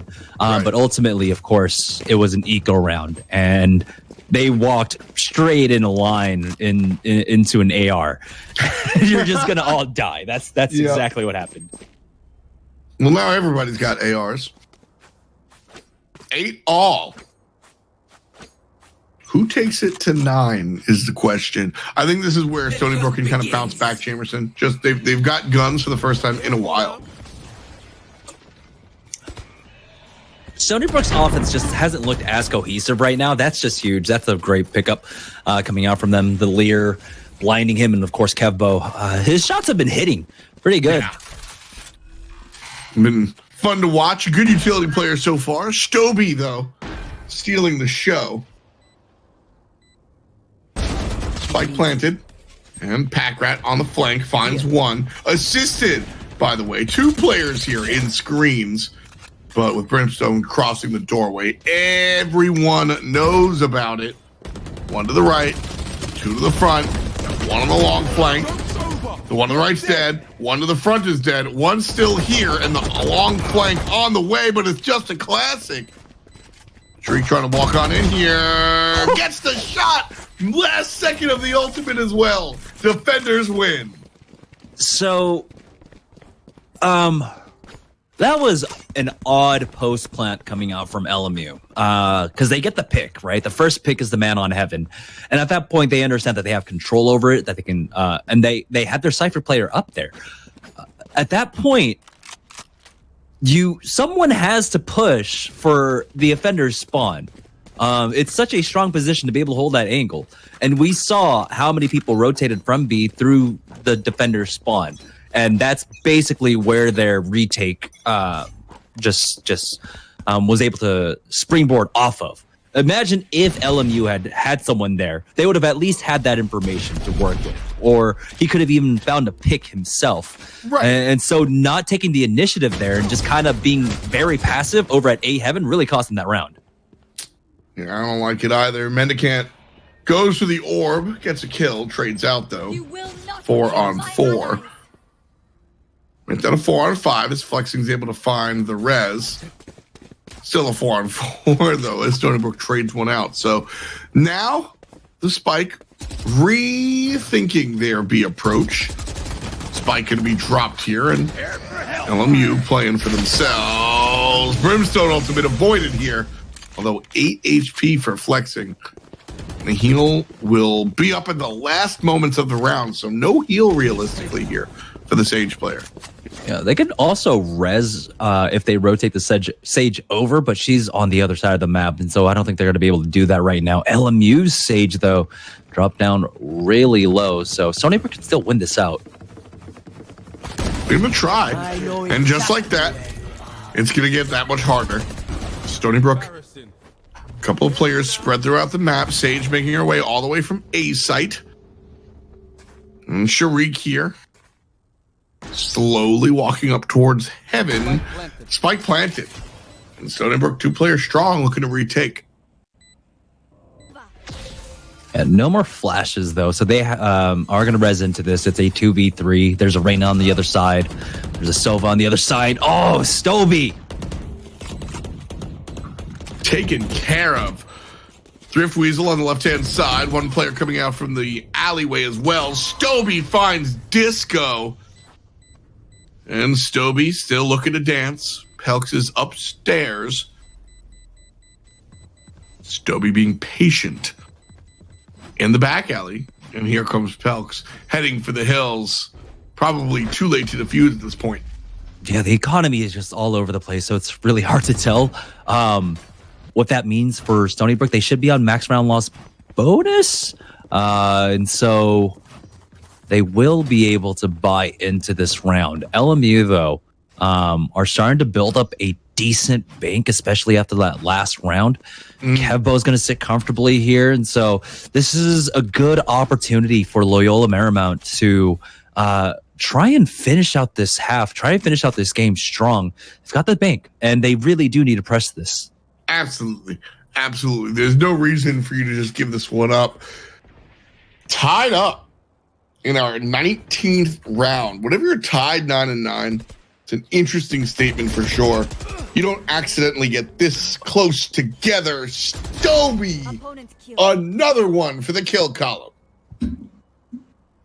Yeah, and Dave Diddley will go down. It's a 1-for-1, but again, it's Stoby still staying alive. Does back away, and now it's mid control coming up from LMU, and it looks like it's going to be a B play. A little bit of Reyna stuff thrown at A. I like the deke because B is open for business. LMU surge onto the spot, and the spike going to be going down here. And Stony Brook a little bit upset that they got juked. They got juked hard. What a great lurk coming out from Stoby there, playing over by mid. Now he rotates over to B main, still answered back by Pelks, but time is running out in this 2v3 retake. Yeah, this is, you got to get going. One player in the back and Thrift Weasel waiting across Revealing area. where the opposition is. Information tried to be gathered. Won't find anybody. That's got to be it, though. Got to run away at this point. Yeah, he had to just go for a full save there. He couldn't even try to play for exits at all. So again, great lurk. I think Stoby just cemented that post plant with that pick in mid. So we can see 27-10-1 for one Reyna, and then on the other side for Stony Brook, Mendicant also pulling his way 25-12-5. When it rains, it pours. 50 plus kills for our Reyna players here on the Fight Night Arena. It's college time, baby. First matchup of the evening went in the direction of the winners. Who won, Jamerson? Huh? It's been a long Monday. Kempo in mid takes down Sharik. I apologize, folks. Recon Bolt destroyed. And the LMU positioning around the B site. One player still kind of dancing at A, keeping them distracted, and doing a good job of it. There's 3 full players here on A to deal with this lurking Kempo. Yeah, it was just a great fate coming out from him right now. Already get that pick. He threw down his smokes earlier as well. And so they just completely gave up the B site, which is surprisingly enough because there's a camera the entire time. They didn't even shoot that camera. They were that confident that they were going to get onto the site for free. Crazy. No complaints. No complaints at all from our offensive team. Die. Nice coming out. Oh. Up top, man. Tough stuff. Stoby continues his reign of terror here. 3 players, 2 counting Stoby himself, and just 1 here for Stony Brook, locked up in the back. Not much that the Brimstone player can do. Gets the kill, Pelks, but it's a little too late, I think. Yeah, I gotta run away. Yeah, another save coming out from Pelks there, but again, it was a great sale coming out from, I believe, Kevbo. He invested, of course, into basically what would have been a standard smoke that indicates, of course, the A push. He smokes off Heaven, smokes off A ramp, and even commits his Molotov into it. So he just uses all of his utility, which allows LMU not having to commit anything else to be able to push up B main of all places, 4-man for free. You don't really get to see that often. Well, we talked about how much of a death funnel it can be, and just the Deke really, really well faked out by the Brimstone utility. Here comes LMU. This time around, no fake. Just dropping everything. Smokes up on Heaven. Ultimate used down below. Reyna's shroud going to be immediately denied. Good eyes by Weasel. And the spike already planted. Stoby here, pushing up on the A ramp. This is the player that we need to watch right now. This player can just destroy the retake by himself. Oh. That's how they're going to do it. Stoby picks up 1. Oh! Loses the gun battle, but is able to dash away. Has a large amount of HP despite the fact. Teammates on the site. Here we go. They trade away, and now it's all once again. Oh, down to Pelks, and he will fall, and we're at match point for LMU. Here it is. It's all about this one. LMU 1 away from going on to the finals. Stony Brook trying to fight to keep their tournament dreams alive.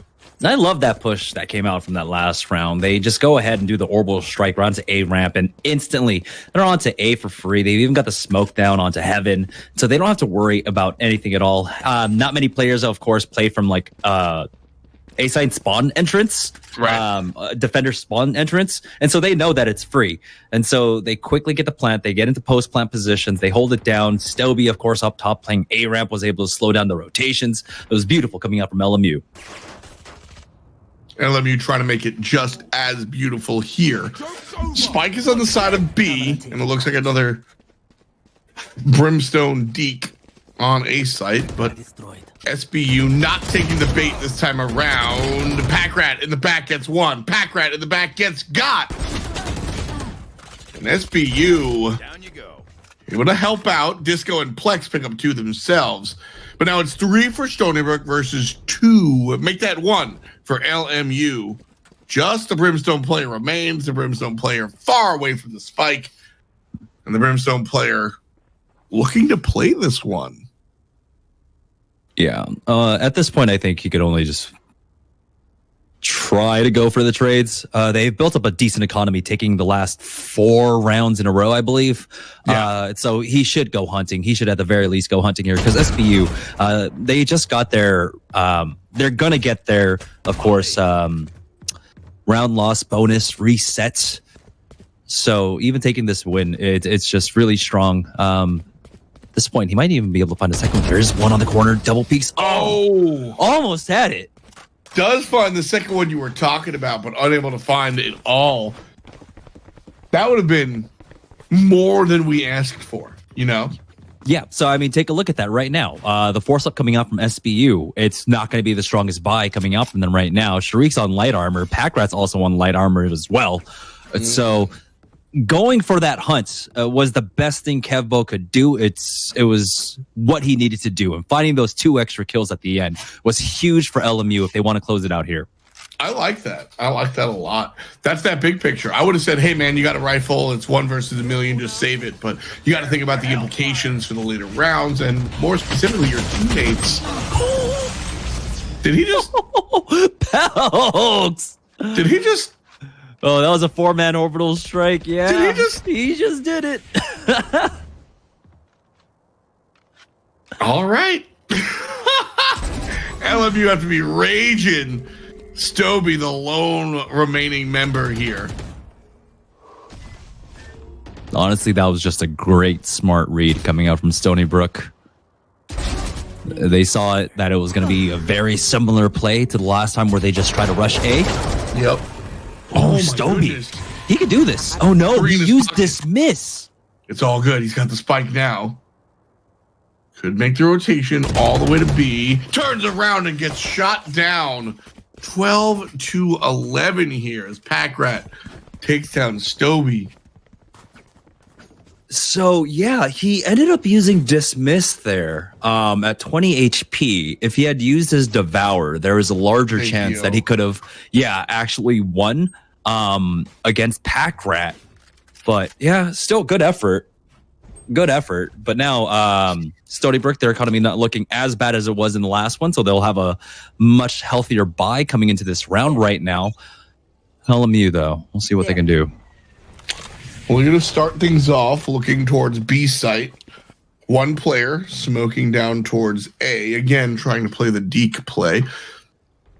Stony Brook keeps 2 players on A, has 2 players in mid looking to transition, and 1 on B hard.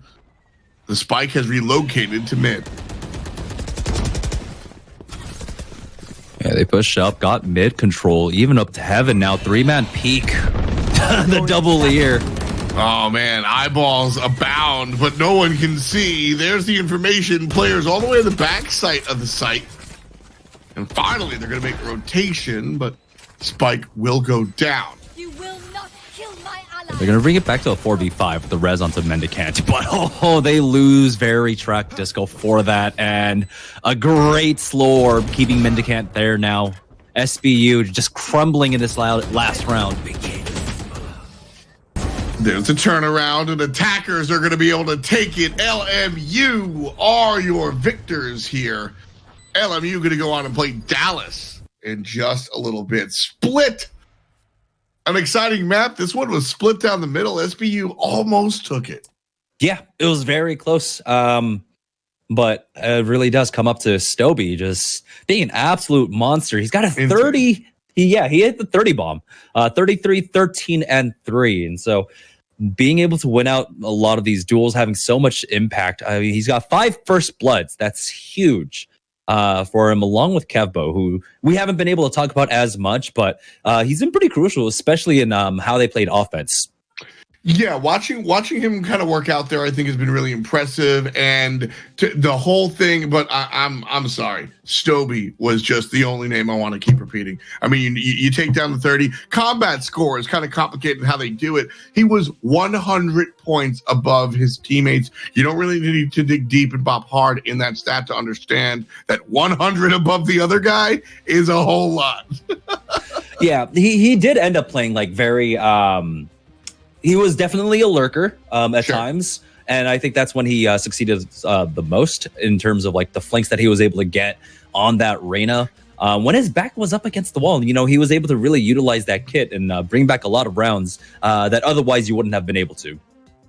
Yeah, what's interesting to me is the ability to actually get it done. Everybody wants to be the lurker. Everybody wants to be the guy looking on the flank, and then they get turned on and they get shot down very, very quickly. Stoby actually made it work. Yeah, really good effort coming out from him, and so that's going to net them the win. Now, the big question here, though, is that Dallas, going into the next best of 3, right? Dallas versus them right now. They had a much easier best of 1. This one went really back and forth, and it was almost the final round. It almost went 25 rounds here. They cut it short right there at the 24th, though. Right. So I guess the unasked question is: would you rather have the easy way on through, or do all your heavy lifting right before your best of 3? Are you tired, or are you warmed up? That's the question we'll ask them once we jump in. Best of 3 coming up after this.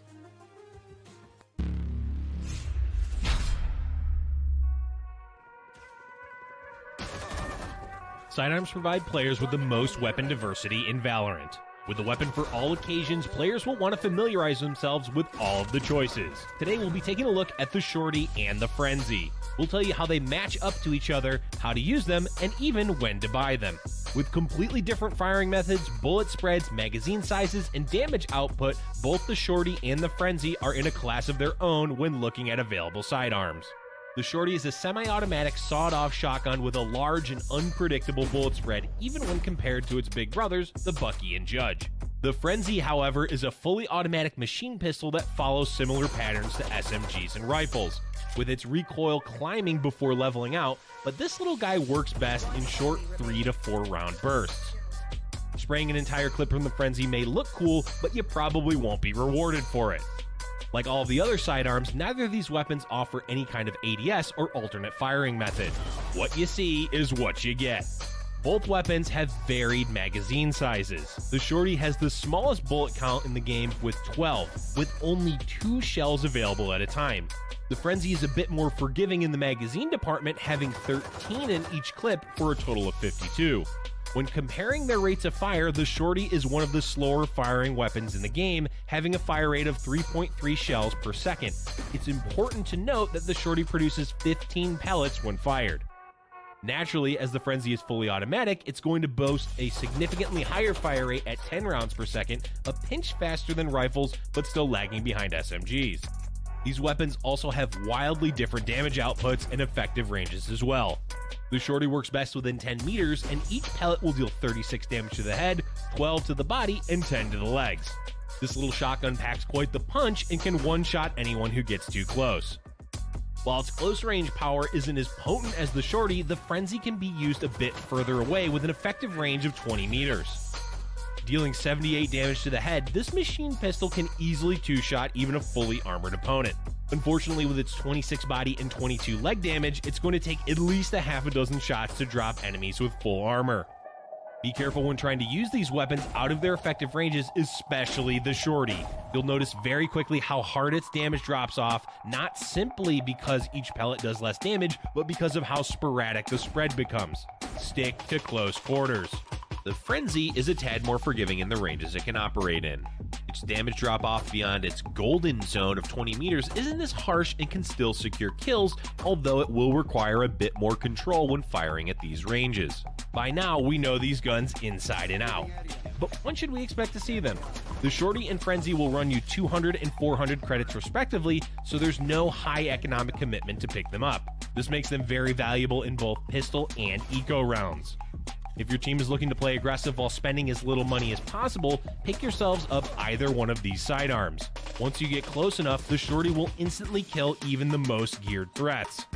And while the Frenzy doesn't have the precision of the Sheriff, Classic, or Ghost, it does have a much higher rate of fire, which will let you pump out as much damage as you can in the shortest amount of time.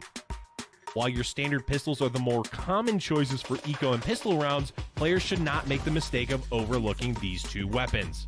Players who want to have the most success will need to familiarize themselves with all of the sidearms in Valorant.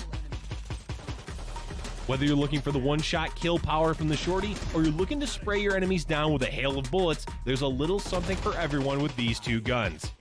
They may be small, but they're definitely mighty.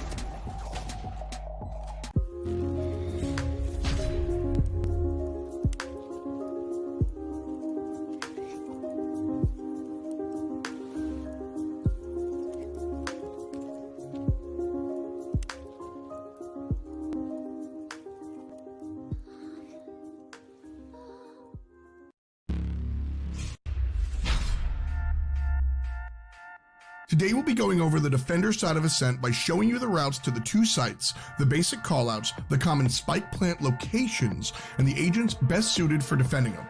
Let's get it. A site has way more open space than B site, which allows you to play from further angles. Defenders will want to be familiar with the entryways into A site that attackers will surely fight for. These spots are A lobby, A main, mid cup. Tom and Jamerson back at it again here for Monday night fight night. It's college time. Dallas earlier today took down one team, Stony Brook. After that, lost down to Loyola. And here we are, LMU versus Dallas, Jamerson, best of 3. This is going to be interesting because we had a heavy anchor fragger in AJ Little, I believe, right? He was the Phoenix player for Dallas there on Bind up against Stoby, and I want to see that duel kind of take place. Don't know exactly what the map picks are quite yet, but So far, we have seen impressive showings from individual players from both sides, but I think overall, Dallas had a more cohesive kind of play coming out for them. Now, this was on 2 separate maps, right? One was on Bind, and LMU took their victory on Split, where, again, like you had mentioned in the pregame, that not as many people are as practiced on Split. Yeah, it's rarely the map that we opt to go to here. Bind is going to be our first map, so we'll worry about Split a little bit later as far as this one's concerned. But seeing Loyola on Split was definitely interesting, and perhaps might be why we saw the resort to the individual prowess. Stoby just coming out and kind of driving it home. You know, you mentioned before how Dallas kind of had AJ Little did a great job. He was a Cypher player, but it was 2 other guys, right? We saw AJ start things off, and then Paint and Cola were kind of finishing things later on. And that, I think, speaks to your direct point, where it was a shared victory on Dallas's side. So Texas, I mean, their playbook might be bigger in Texas, but we'll see if the individual prowess across the way can handle it. Yeah, but starting off on Bind, we got to see Texas, of course, have a very, very strong defense. Sure. But it looks like they're going to be starting off this time around on the offense as Loyola opts for defense, I believe. Yes. So Dallas is going to choose with the map, and Loyola gets to choose a spot. We've only seen one team opt for attack in the history of Fight Night. It's been like 7 weeks, folks, which actually, I mean, we've been doing this a jump for what it's worth, but, you know, Valorant, a young game.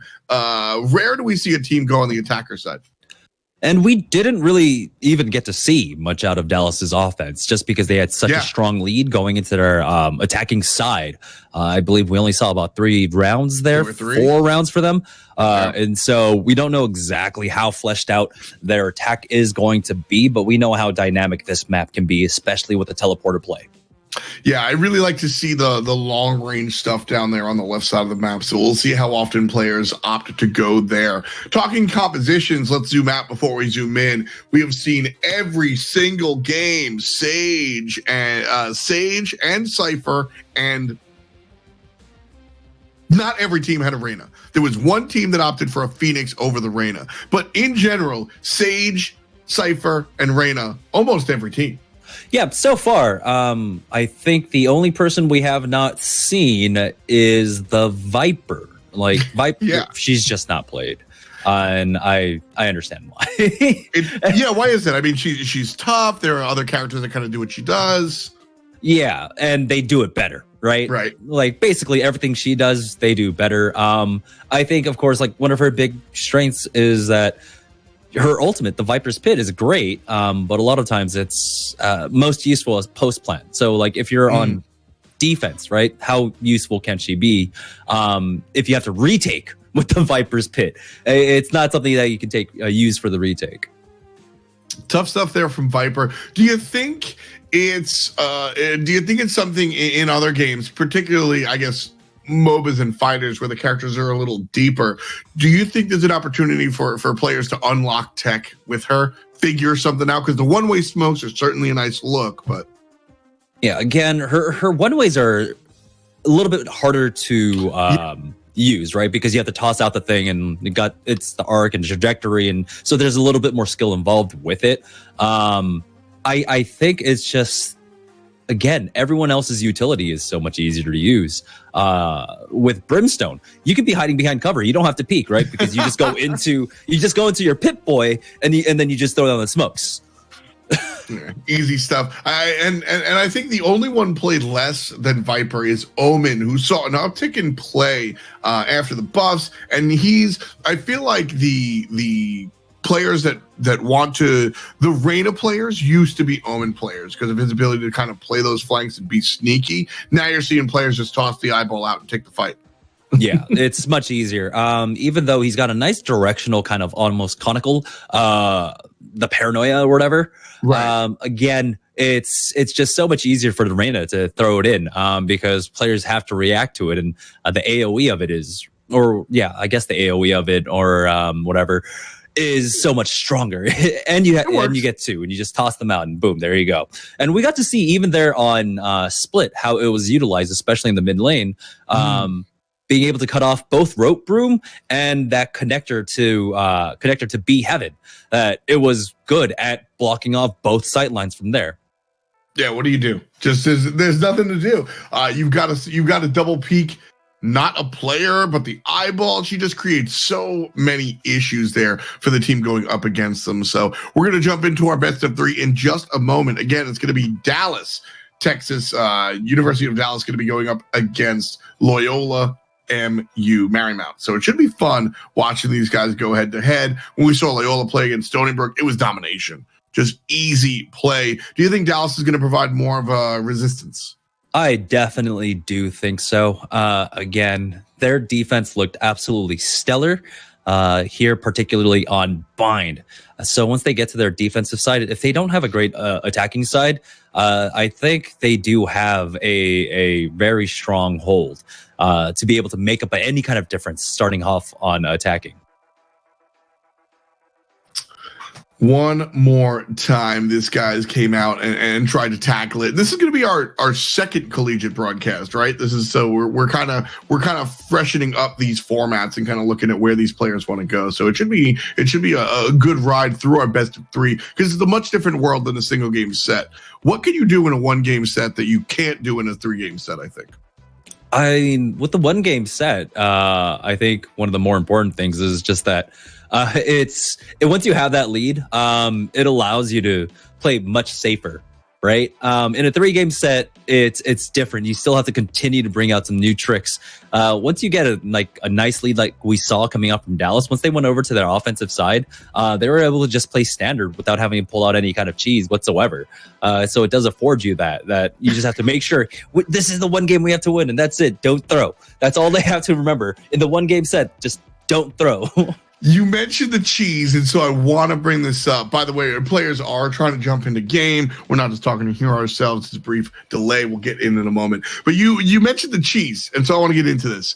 Well, I think it was match number 1 where we saw round 2 just a throw in the towel. So this is what happens. You lose the pistol round, and the opponent either goes all in with assault rifles or goes submachine guns. If you lost that first round, what the losers opted to do here was molly themselves and all commit suicide in their own spawn.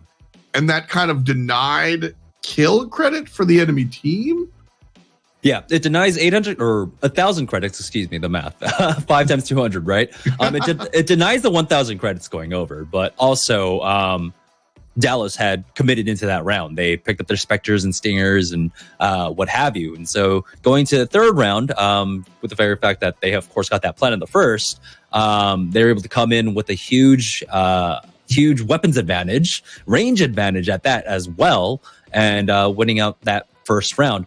Now, after that, though, Dallas instantly got their revenge. They're like, all right, we see you, but take 8 L's in a row or something like that.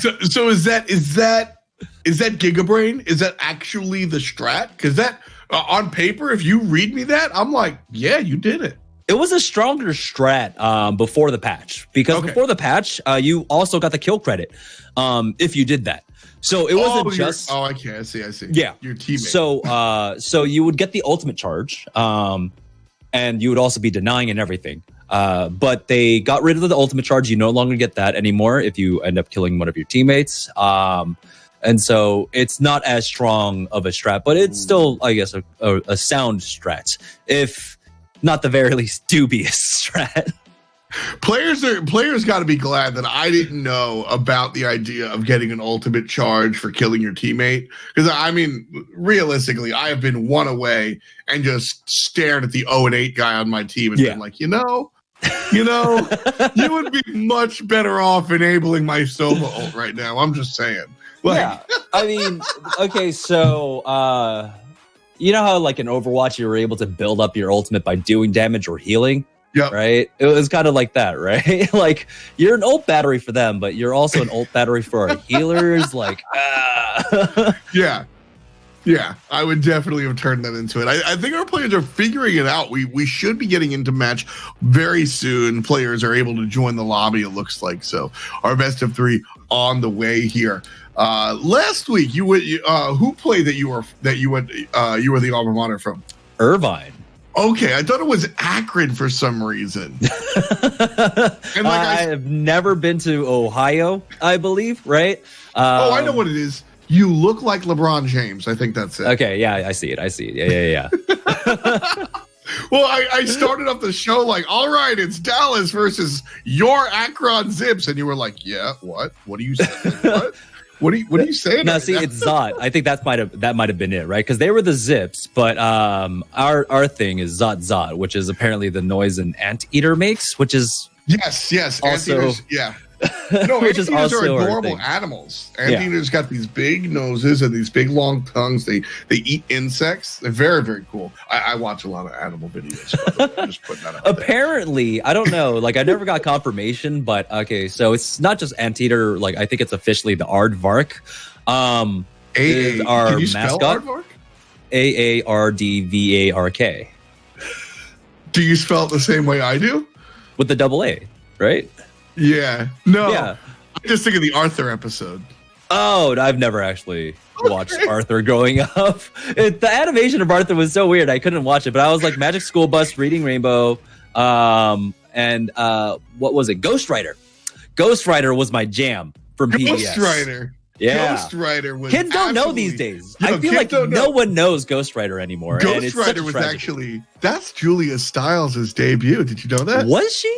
Save the Last Dance, Save the Last School Paper, girl. Ghost Rider, Julia Stiles. Yes. Oh man, I don't remember that. I don't remember that being...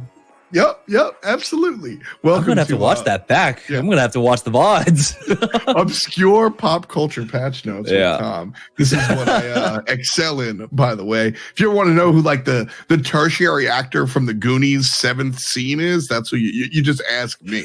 So. Jet Set Jamerson and F. Dot. We finally have a match to cast. Let's get into it. The players figured things out. Apologies for the delay, but I do hope y'all watch some Ghost Rider. Let's get into it. We here on Bind and ready to go. Honestly, kids are missing out on some of the best television if they never watch Ghost Rider. I think of that show at least once a week because it was such a good show and it tackled a lot of hard-hitting issues. I think that people were surprised. Journalists, right? So. There were like detectives. They had a ghost that helped them, like that would be able to like get clues for them. But the only way that the ghost would be able to communicate, it was like a floating orb. It was like a wisp, right? Was by taking letters out of a book or some sort of printed media and then writing to them that way. It was honestly a weird concept, but I loved the show. It was, you know what it was like? It was as if you had Control F IRL. Like you just walked around and you'd be like, who's the killer? And the ghost would like go over James's coffee shack and you'd be like, I guess it's James. Whoa. You know? That's really the whole show. Just Control F as a ghost. Oh man. Bind. Control F for BIND. Jumping on this one, we have LMU versus Dallas, and Dallas looks like they are lined up to be the attackers here. LMU will be defending, if I'm not mistaken. Am I mistaken? I think I am. Topsy-turvy.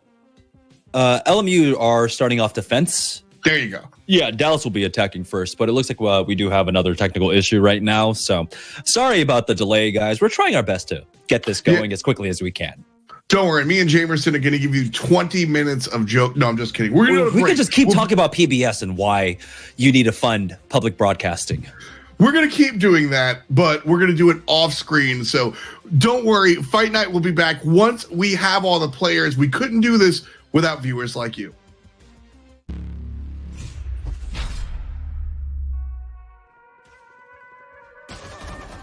Sidearms provide players with the most weapon diversity in Valorant. With the weapon for all occasions, players will want to familiarize themselves with all of the choices. Today we'll be taking a look at the Shorty and the Frenzy. We'll tell you how they match up to each other, how to use them, and even when to buy them. With completely different firing methods, bullet spreads, magazine sizes, and damage output, both the Shorty and the Frenzy are in a class of their own when looking at available sidearms. The Shorty is a semi-automatic sawed-off shotgun with a large and unpredictable bullet spread, even when compared to its big brothers, the Bucky and Judge. The Frenzy, however, is a fully automatic machine pistol that follows similar patterns to SMGs and rifles, with its recoil climbing before leveling out, but this little guy works better. Hey, we're back. A little bit faster than the timer might have implied because we've got a game. Hey, let's go. We're going into it. You're right. I was actually spending our break looking up Ghost Rider Julia Stiles. And yeah, sure enough, there she is. She's got a nose ring and everything. I was just about to pull the picture up. I'm glad you did it yourself. Pistol round, baby.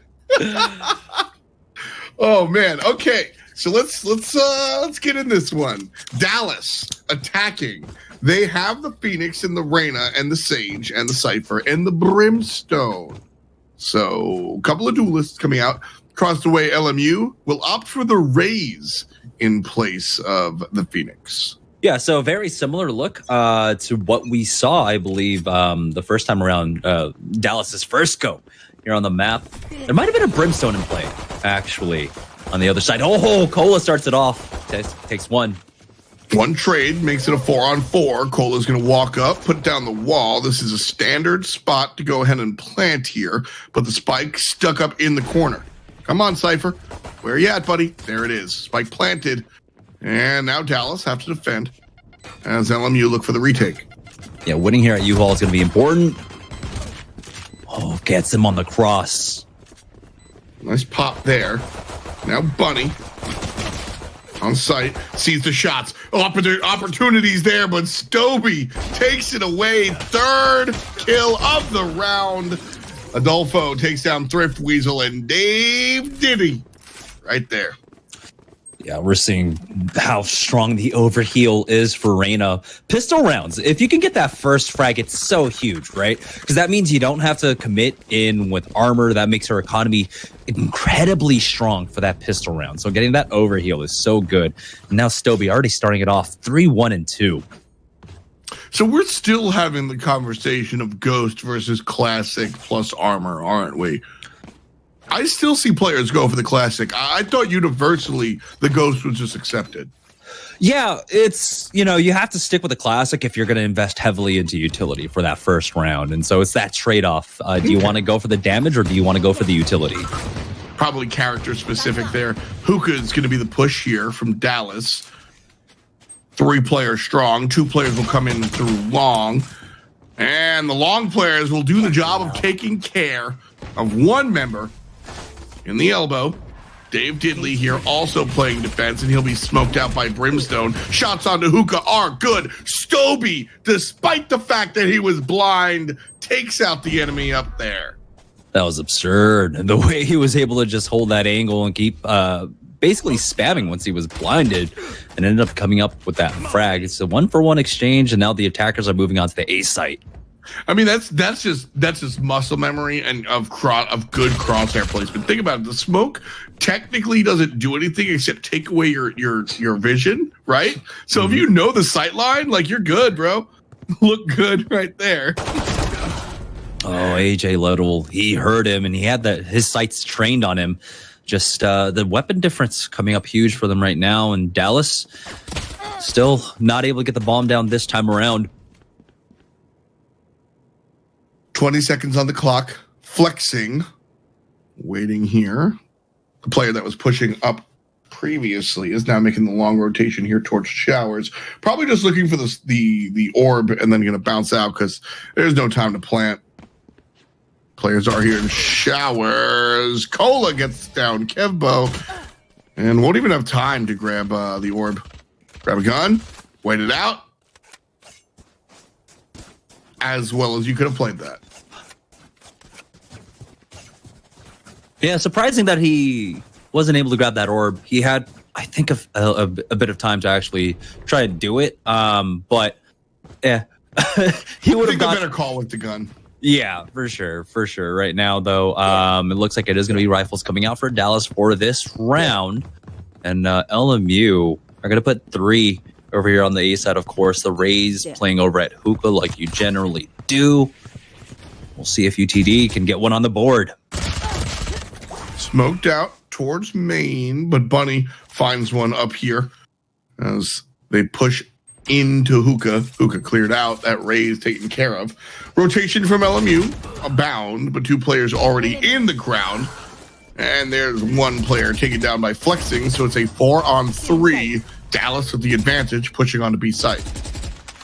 The rotations haven't come out quite yet. They're keeping 1 on A, and that's kind of what you have to do here on Bind. It's so hard to hard commit and hard rotate over to one site. So UTD could definitely play with this time right now. They still have a minute left. Yeah, that's an eternity. LMU, though, not convinced that Dallas are going to stick to it. Rotated 2 players over to A, and now they have to rotate back as a couple of entry kills have opened up the site here for Dallas.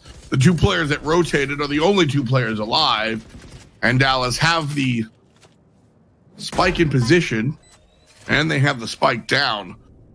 LMU are going to look for the retake 2-on-3. Oh. Soviet, once again, coming up huge. There's an opportunity now for them to actually go for this retake.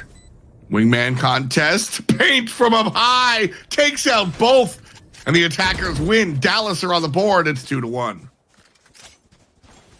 That was a big round, especially winning that duel up against the Rays over by Hookah. That's what kind of sold that round for them. The fact that they were able to play with the time as well worked out so huge in their favor. Pulling Stoby away, he was the man pushing over at B halls, rotated over from A. He then had to double back over to A. Made a huge difference. Not having Stoby in your way there made that plant so much easier for Dallas. Stoby's been tearing it up. If you're just joining us, Stoby is, no disrespect to his teammates, largely the reason him and his squad are here in the finals. Wow, Bunny turns the corner. Wow, Bunny turns the corner. Just like that. The left side and the right side all underground. Bunny by themselves open up this site. Everybody from A trying to filter over, but the spike left at home. Yeah, so it's going to be a slow rotate, so this wall is going to be absolutely necessary for them as they're trying to, of course, maintain control over B halls. Right now, Cola takes out flexing. Nice answer, though, from Stoby. Long range with pistol. Stoby gonna... Nice play there. Jump over the door, but ultimately AJ just turns around and grabs him. Dallas ties it up at 2. That was great timing, honestly, coming up from AJ to make sure that he secured that kill onto Stoby. Stoby tried to reposition with that dismiss and picking up, of course, the Vandal, but he did not get away scot-free. And so I love that pressure coming out from him. There. Big guns out now. An op here for LMU. There. Dallas, on the other hand, all the assault rifles ready to go. Spread out one more time from Dallas as they look for pick first. Nice cheeky little play coming out from Stoby there. He tried to use, of course, his ultimate. Will be able to get that 1 kill and back away. Nice pressure timing. Didn't work out quite the way he wanted it to, though. 2-on-3, Dallas with the big numbers. Spike will be planted. Easy peasy. The enemies are at the other side. Whomp. Big noise. Everybody knows where they're at. Dallas trying to deal. Yeah. Cola gonna hold it down once again. That was a little bit preemptive, too preemptive coming up from Stoby for that play. He was fully expecting a push over to Hookah this time around. And he was trying to go for that double peek from 2 separate angles, right? One from Hookah, one from Teleporter. It just did not work out for him. He didn't get as much value as he wanted to off that Empress. So a lot of commit, got him out of position, got them a free plan onto A.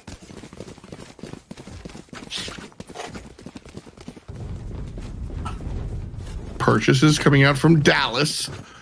Not so many for LMU. Generally in the 2K range. One player has a bunch of money, but not much for LMU to really think about sharing just yet. And so they're going to be playing eco here. What's the best approach to defend on Vine when you got no guns? Oh, I think Shorty right here. Where Thrift Weasel was playing, you just run to Shorty. That 200 easily nets you value back, right? You should be able to get one pick if you're playing over your hookah with it. And that 200 already is earned back, but you've done economic damage to the other side. Well, it's going to be a ghost, and Thrift Weasel will go down just as easily.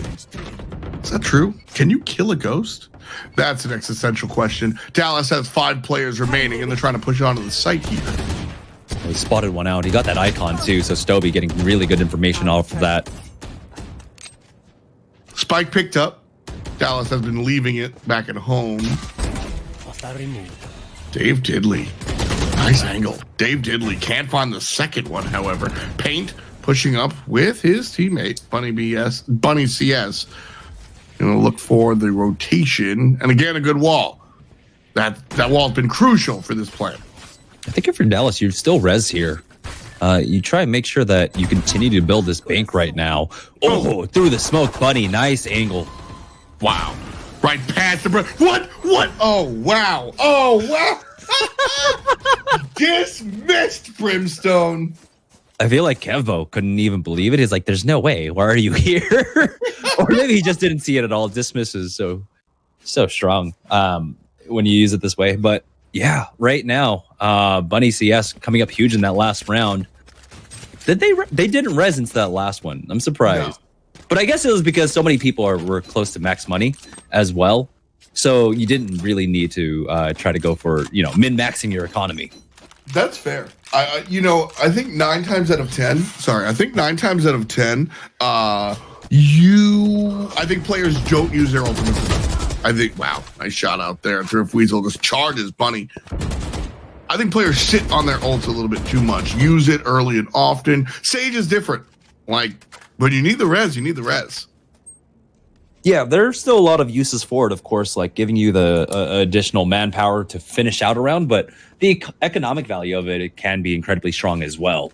Yeah. Right now, though, Dallas playing a man down, and it looks like they're going to continue to try and make this A-side push, but they just lose AJ Little. Paint finally answering back. Dallas now. No. Oh, Brimstone just takes care of Stoby, or Stoby takes care of Paint, after the Brimstone nonsense comes on down. Stoby still continuing to just tear it up. Can I see the scoreboard real quick? How many kills does Stoby have? I don't know if I can actually do that.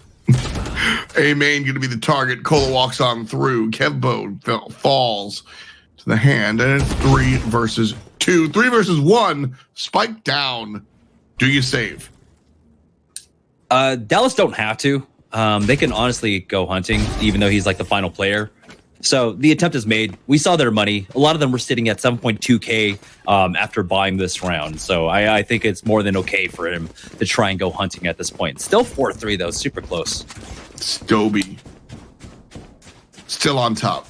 10 kills for the Reina player here for LMU. That's the hard carry right there, ladies and gentlemen.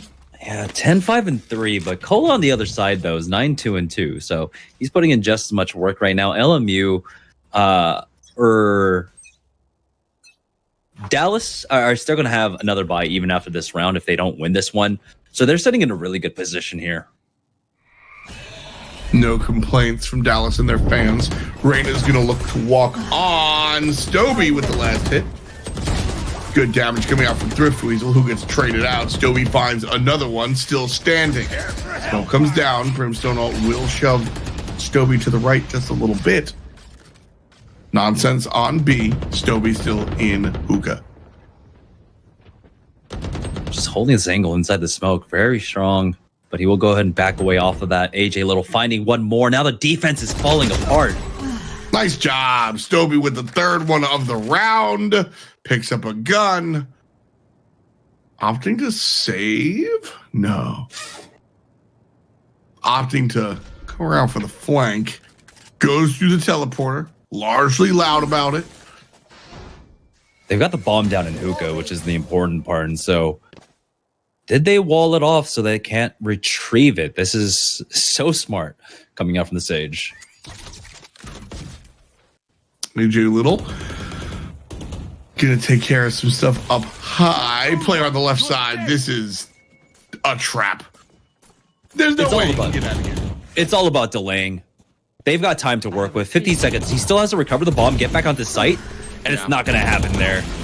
Not at all. Stoby, 1 through 5, puts them down. LMU just played that bomb so well. Of course, they had the spike. They had full control over it. They had plenty of utility still left onto flexing there, and they basically played that position perfectly. An ace coming out from the team leader here, Stoby, on Reyna. Another op here for LMU. Not on Stoby, mind you. Too mobile, I think. Stoby's been really moving around the map well.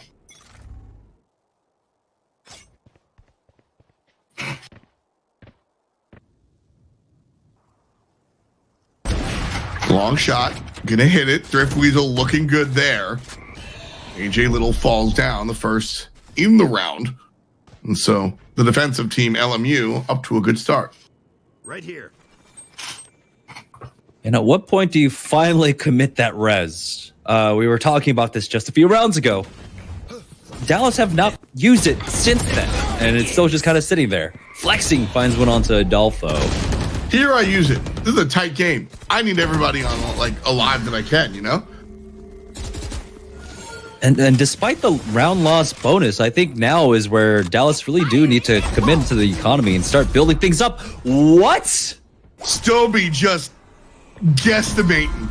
That and real talk, you know, that's Stoby gets taken down by paint. Somebody finally puts him down. That's one of those where you just know the map. You know where players' tendency, you know where they're going to sit. And so you take that shot. And 1 out of 100 times, it winds up being a kill. Right there, we get to see the nurse coming in to Phoenix, where he doesn't heal as much as he used to. And he also missed a few ticks as well. So this is going to be hard. He does have the opportunity to try and get on site and get this plant. Again, the Heaven player doesn't see him coming in, so it looks like he will be able to get it, but the satchel charge landing right on top of him barely gets the spike plant down in time. All of a sudden, it's a much different game. Ooh, and just like that, it's over. 5 rounds for LMU. A great shot by Thrift Weasel. And that keeps them up. 9 in total. LMU looking for more. A real back and forth affair, but still, I would say that, of course, Dallas right now already having put 4 rounds on the board. If they can get 2 or even 3 more before this half ends, they'll be happy moving on to their defense. Absolutely. I mean, we've discussed in general how the defensive side is just a little bit more attractive for teams because you can spread out and then react. Offense is usually what we see get picked up as the game lasts longer. Like the more the game will go out, the better offense will be because of trial and error, new strategies, and new approaches. But right now, defense kind of has all the cards.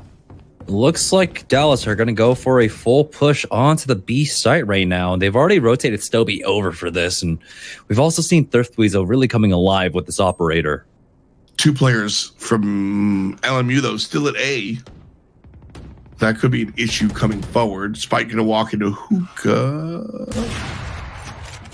Ooh, missed the shot. A very difficult shot to be fair, but still missed the shot. Utility 1, utility 3. And there's so much garbage all over this site. And Dallas are going to sneak on in, push on through, and plant this spike. Now it's about controlling this B halls, and so Bunny CS has his work cut out for him. He's got 3 people on the opposite end here. At the very least, he doesn't have to worry about Stobies, so it can be a bit easier for him.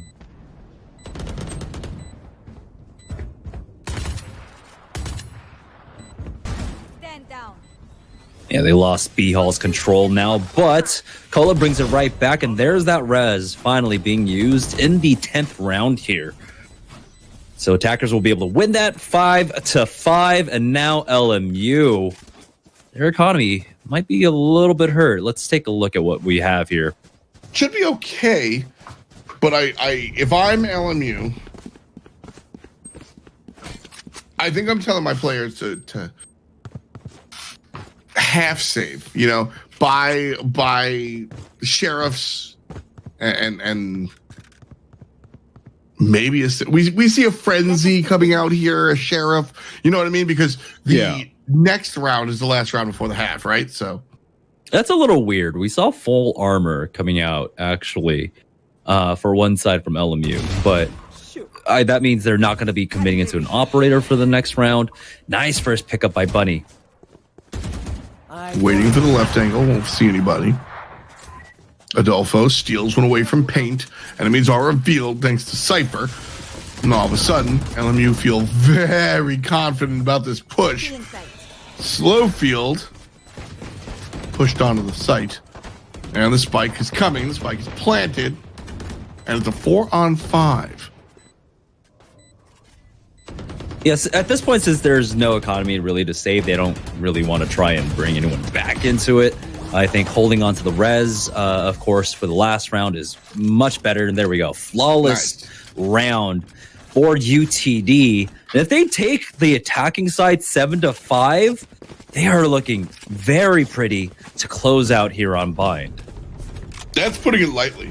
I think this is very much something to be celebrated here. As far as the first half is concerned, especially with how back and forth it went, these last couple of rounds have seemed a little bit more convincing, I would say, for Dallas. So no operator play. Like I said, with the investment they made into the last round, just did not leave the money for them here. And they're trying that Stoby hold 2-man over at Hookah once again. But this time around, Dallas have all 5 members ready to push onto the A site. The spike is with them. You see one player opting to go through showers. Make that 2. So it's a 3-2 push here from Dallas. Oh, no. Oh, no. Adolfo just catches Kempo. Flexing able to trade it out. So it's a 4-on-4 for now. Flexing does have availability of the ultimate. Still 4-on-4. Little bullets flying. There's the res. And it's a 5-on-4. LMU looking good. 5-on-3. 5-on-2. 5-on-1. Everybody getting involved. Thrifty Weasel puts another one down. The defuse will be good. And we're tied at 6. Yeah, that Brimstone ulti was huge, and you know that's generally where you play it. You just drop it down on U-Haul, and you're almost guaranteed a kill, and you get to see exactly why. He could have, you know, maybe gone towards a short, but I think end result would have been the same. He just dies. Still, though, for Dallas, as we swap sides here, I think you're pretty happy taking 6 rounds on the attacking end. Generally, when I play this, yeah, and I start off on attacking, if I could walk away with 5, I'm happy. So 6 is definitely a good one to start off in.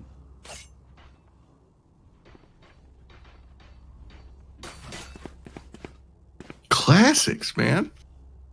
So I've been trying to look at who's going for it. You can see the Molotov and extra sky smoke. So Kevbo going into the idea of the utility. Sure. And the light armor, yeah. Yeah. It's all well and good. Smoke's coming down. Hookah is the push here from LMU. Shots in the sky. Getting rid of cameras and such. And here's the push. Dave Diddley grabs one. Stoby grabs the other. The other players making their long rotation from A site have yet to arrive. Spike planted here. And it's up to them to defend. And they're all coming from A side as well. Cola again. Finding one for himself brings it down to a 3v4. Turns the corner. Gets taken care of. And it looks like there's a couple of players left here. Adolfo and one teammate. Adolfo goes to the fake fuse. And players creep out. One in Hookah, one through the smoke, one through the back. Everybody aware. Attackers win. LMU up 7-6.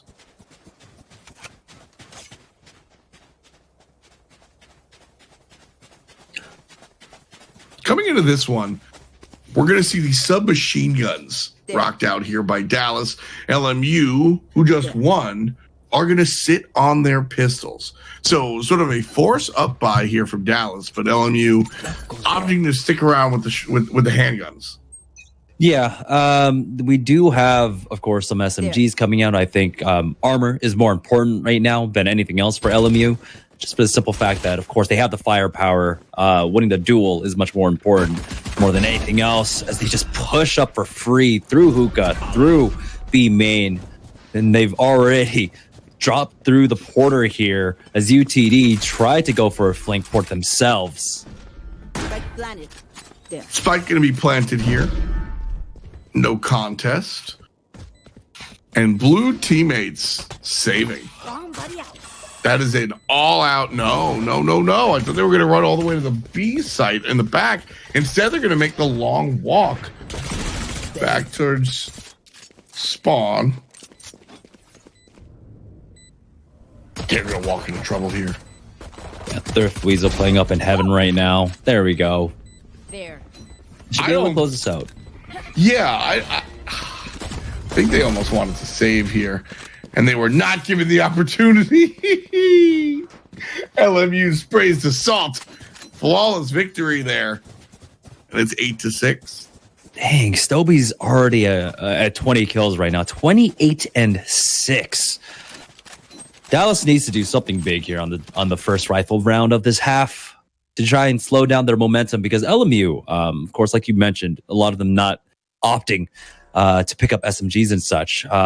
So their economy is looking really good. One player at 7.2K. So they'll be able to have good buys for almost 3 rounds in a row. Smoke's coming down as LMU looking to play a little bit default here. No, they're leaning towards A. And they're pushing towards A. The smokes, the fire. Sage pushing up as well. Weasel comes right on through from showers. Stoby will be smoked off from taking off. U-Haul up high is going to be looked at, and AJ Little comes down from heaven and picks one off on the site. Weasel is gone. Stoby, however, stands his ground alongside Dave Diddley, puts down 2 players, 1 remaining to play defense for UTD, and Stoby makes a big deal out of AJ Little. That was a huge round for LMU. Now 3 rounds in the lead. That economy continuing to build right now. 5.5 on Stoby, 5.4 on Flexing, 4.5 on Kevbo. So again, even if they lose the round, they'll have maybe 2 full buys afterwards to bring that back. LMU seem to have caught steam here. Listen, Dallas have put on a fantastic show, and I've enjoyed it, Jamerson. But if the next couple of rounds just go to LMU, no contest, I am not the most surprised person. Ooh. Oh, buddy. If he could get one more, that'd be huge. Pass back off with that dismiss. He goes down. Nice try. I know. And now all of a sudden the focus is B site. Spike planted. LMU feeling good about this one. Those shots, not so much. Stoby falls down, reloads, checks inside, checks outside, 1 for the money. But the show is all Cola's, but the trade out is good. Wall separates him and his opponent. Cola finds a secondary kill with the pistol. Beautiful resource management there. Friend shows up in hookah, and this should be a hunt down. Sage around the corner. Oh, that was so close. That was so incredibly close there. Surprised that Cola was able to win that. 4 HP, by the way. 4 HP. They call it the caster's curse. If I didn't say that LMU was going to win this like couple of rounds in a row, there was no way that Dallas was going to get that. Jokes aside, Cola is the leader for a reason. 16, 8, and 3. Adolfo just behind at 12, 11, and 3. Both of them both of them combined to just barely pass what Stable's been doing at 23, 9, and 6. Stoby has been the poster child for Loyola for sure. Yeah, his the way that they flexed him around during the defense got him very involved, and they had some proper reads, I would say, against Dallas's attack. Oh, Thrift Weasel. All the way up. Cola goes down. The blind shot into the middle of everything. Won't be able to find one. Thrift Weasel, though, still pushing up. There. And the spike Right planet. planted by Stovey. I'm trying to think of what kind of adjustments Dallas can make to their defense right now. They've lost almost all presence in bathrooms, so this A push kind of game for free. Ooh, have to back off. But funny, see us getting that operator kill. It opened the window for them to try and go for this retake. Ooh, Stovey again with the third kill, looking for the fourth up in heaven, trying to shoot through the Radianite. Dave Diddley with the backup. You know, you said that they're kind of setting Stovey here or there. I don't know if it's a team decision or if Stovey is just telling them where he's going to go. But There. when you have a performer like Stovey on your team, it's not as simple as just like buying them a gun. Like, you've got to play around a player like that in a certain way. You're double peeking with them, making sure to always kind of follow up there. You know, what Dave Diddley did there is exactly what you want when you have, you know, I used the LeBron comparison before, right? When you have a dude jumping over a guy, you need to support them in the right way. And I think Dallas or I think Stovey's team is doing that for them. And now they're going to try and make this push. Oh my gosh, again. These duels, he doesn't lose these. I haven't seen him lose a duel. 6 rounds? 7 rounds now? It's rough. Yeah. It really is. David Diddley seen in showers. 2 players with eyes available. Both backs on the site. 1 on the site, so maybe 3. Cola takes the elevator, puts 1 down. Paint from the other angle, puts the other down. Flexing, though, stops the push and takes care of Paint. Dallas, 3 players strong. LMU, 3 players strong. Thrift Weasel puts Cola down. Nice job from the operator. And AJ Little, from big guns to small ones. The Ghost does the job. Adolfo finds one as well. It's a 1-on-1. They're getting a lot right now. Smokes will come out here to just cover that off. Again, they know exactly where they planned for, and the box is still free for him, but oh, he holds the angle. I don't think he has the time, does he? No, it looks like he'll be able to get the defuse. That was a clutch round. That was insane. That was well played. Again, just shouldn't have gone that direction, but here we are. That's why we play the game. 18 rounds in total. 10 of them belong to LMU. But Dallas have just woken up, and they are defending these seemingly indefensible situations. Yeah, Dolphin being able to save that operator as well. We'll see exactly where they want to play this. If they want to play this over at B Long, looks like he'll be playing it over at Heaven here. But LMU are looking to make a B-side push once again. Joke's over. You're dead. Hookah, fast. Spike coming up long. And a player waiting in teleport. That's just the ultimate, though. All of a sudden, 4-on-4. And look how coordinated this is. Right through Hookah at the same time as players push on through long. Adolfo's lying in wait, grabs one of the Hookah players with the operator. And a wall will separate AJ Little from the combat situation. Adolfo waiting with the smokes. They'll go down. And largely LMU, 3 players strong, thought about B, will now run to A, and only 1 player from Dallas will be there in time. Yeah, but the rotation was coming out early enough, and nice Molotov, or can't remember what it's called right now, coming up and Paint there to just slow down that push, because he understands they're coming from one angle. Rez does come out for Dallas there, so they're going to be full force on this.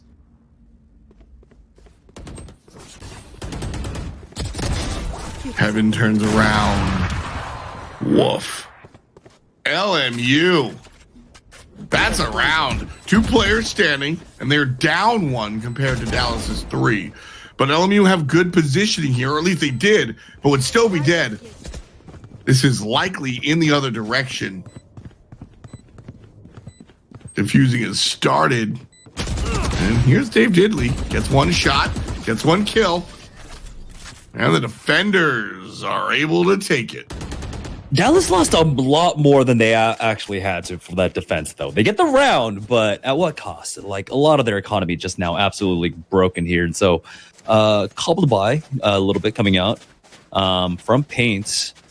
And that could have been so much cleaner. They had a man on heaven, and somehow, of course, that bathroom angle, just too many people peeking him. So kind of strange, but still, they're clawing back, and now at this 10-9 scoreline. This is such a close game between both sides. Been back and forth. 10-9. This is exactly how Dallas's entire match went, to be honest with you. If we get 3 games like this, what a treat. We'll see if LMU is going to stand up, because LMU at times have seemed like the stronger team, but Dallas continues to show up. Yeah, there are spurts of heroes coming out from different members of Dallas right now. Bunny has been having a few rounds where he absolutely saves the round for his team. I know exactly where you This is one of those rounds. All 5 players from Dallas still standing. LMU too strong. They know where they're at. Spike goes down. Spike planted again. Should be easy for Dallas. Just like that. And that's oil. 10-10. And LMU had a huge opportunity. They broke the economy of Dallas, but now Dallas are almost doing the same here, as it looks like, yeah, we will have a bye coming out from LMU into this round. That's confidence. I think they just trust that they're going to win the round. It's really, they need a bomb plan at the very least if they're going to invest into this. So let's see what we've got lined up by Kevbo here. It looks like, Molly. yeah, going for U-Hauls with that Molly. Okay. LMU. A site push one more time. Still 2 defenders on B. LMU have hung back a little bit, so not necessarily dedicated to the A push, just thinking about it forcefully. Now slowly easing into the site. Kembo makes it past the first entryway into U-Haul. Now looking for the flank opportunity. One goes down, not quite a secret anymore. And a trade out. Cola gets 1, but Weevil grabs another. AJ Little winning his duel over at the B side means he can now go for the rotate faster here. Oh, Thrift Weasel, nice spray down on the Bunny. That's what you want to see. The control there is always the right look. Thrift Weasel has the right look versus Adolfo and finds kill number 3. Yeah, 1v3. AJ Little pretty much committed to the site now. He's getting already shot at. Took some damage from Thrift Weasel, was playing all the way over at short, and he's just going to go ahead and back away. Don't really need to challenge anyone at this point. Nah, not quite. Should be troublesome here. I don't know if they're going to get a chance. Nope, doesn't look like it. AJ Little's here. But the attackers are able to take it. Spike detonated all the way across the world. 11-10. LMU feeling good. Yeah, it was just very important for LMU that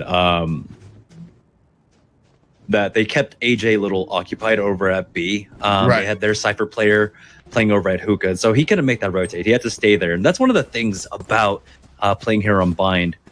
Even if you see a lot of players on one site, unless you see all of them, you kind of have to commit one player to keep on a site. Like, you can't just completely pull off.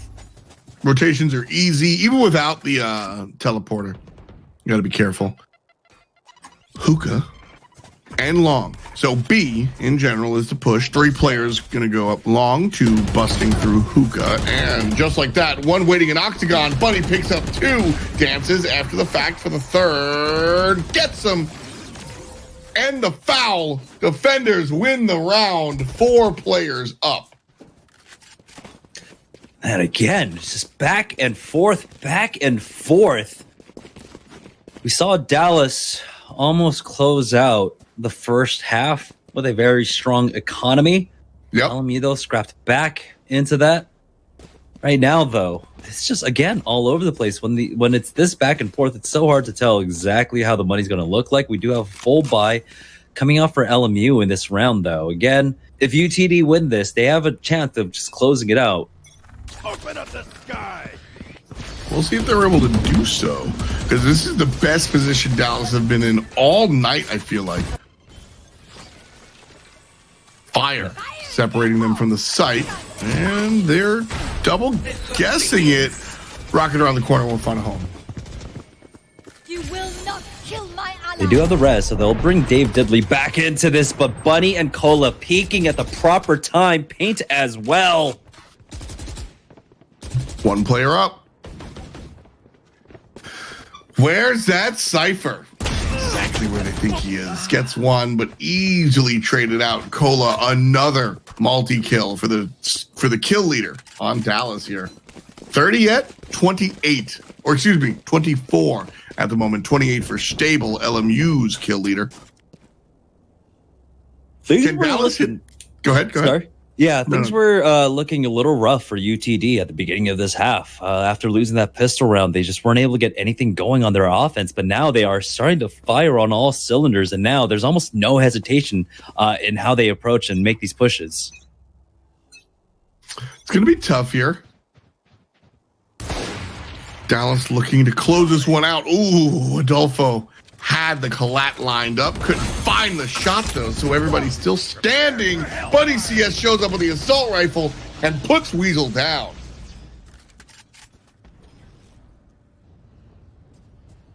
Utility around hookah. Dallas still hanging back. LMU gonna drop the spike here. Yeah, they can go for...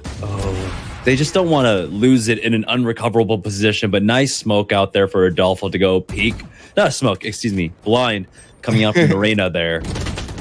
And I think the idea for LMU was to possibly go for that rotate using that teleporter now, but there we go. UTD finish it off. From behind, Dallas was... Straight up, Dallas wasn't my favorite in the match. And then as the match began to unfold, my thoughts were kind of solidified here. LMU, I think, played in general stronger for the majority of that mid game. Again, kind of led by Stoby, LMU were kind of led by Cola. And then UTD, just in the last moments, really brought it to them. Yeah, they really did. They found exactly what their offense needed, and it was, or excuse me, what their defense needed. It was kind of struggling initially, but they were able to figure it out. I don't know. I'm trying to figure out exactly what they did, what kind of adjustments they made. Maybe it was just LMU getting a little bit too antsy on a lot of these pushes and not getting enough before, of course, making their pushes. It might have been. I mean, this was pretty darn close up until that last bit, and then, like we said, Dallas kind of eked it out, and even then, some moments of opportunity there. We're going to go into a game number 2 pretty soon, but looking at how this one went out, I mean, how do you reflect from game number 1? What do you change on LMU's approach?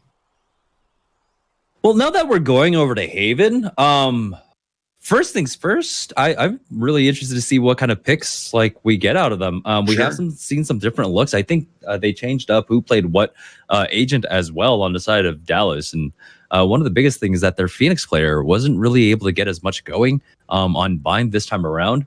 And if he is more comfortable on Phoenix, I think, you know, or you swap around that Phoenix player to have a much stronger side. Phoenix is tough. I feel like Phoenix is... At least with Reyna, so with all the duelists, you're expected to be aggressive, and when playing tac shooters, your aggression can easily become a detriment to the squad. But when you're playing Reyna, you have your aggression is kind of gifted, but with heals, which make up for you being aggressive, or invisibility, which make up for you being aggressive. Phoenix, the ultimate aside, you go in, you flash, they know you're coming, you get the kill or you don't. You know what I mean? It's very, very like up and down. We're going to get into our match or game number 2 for Haven in just a little bit. We'll be right back with Fight Night.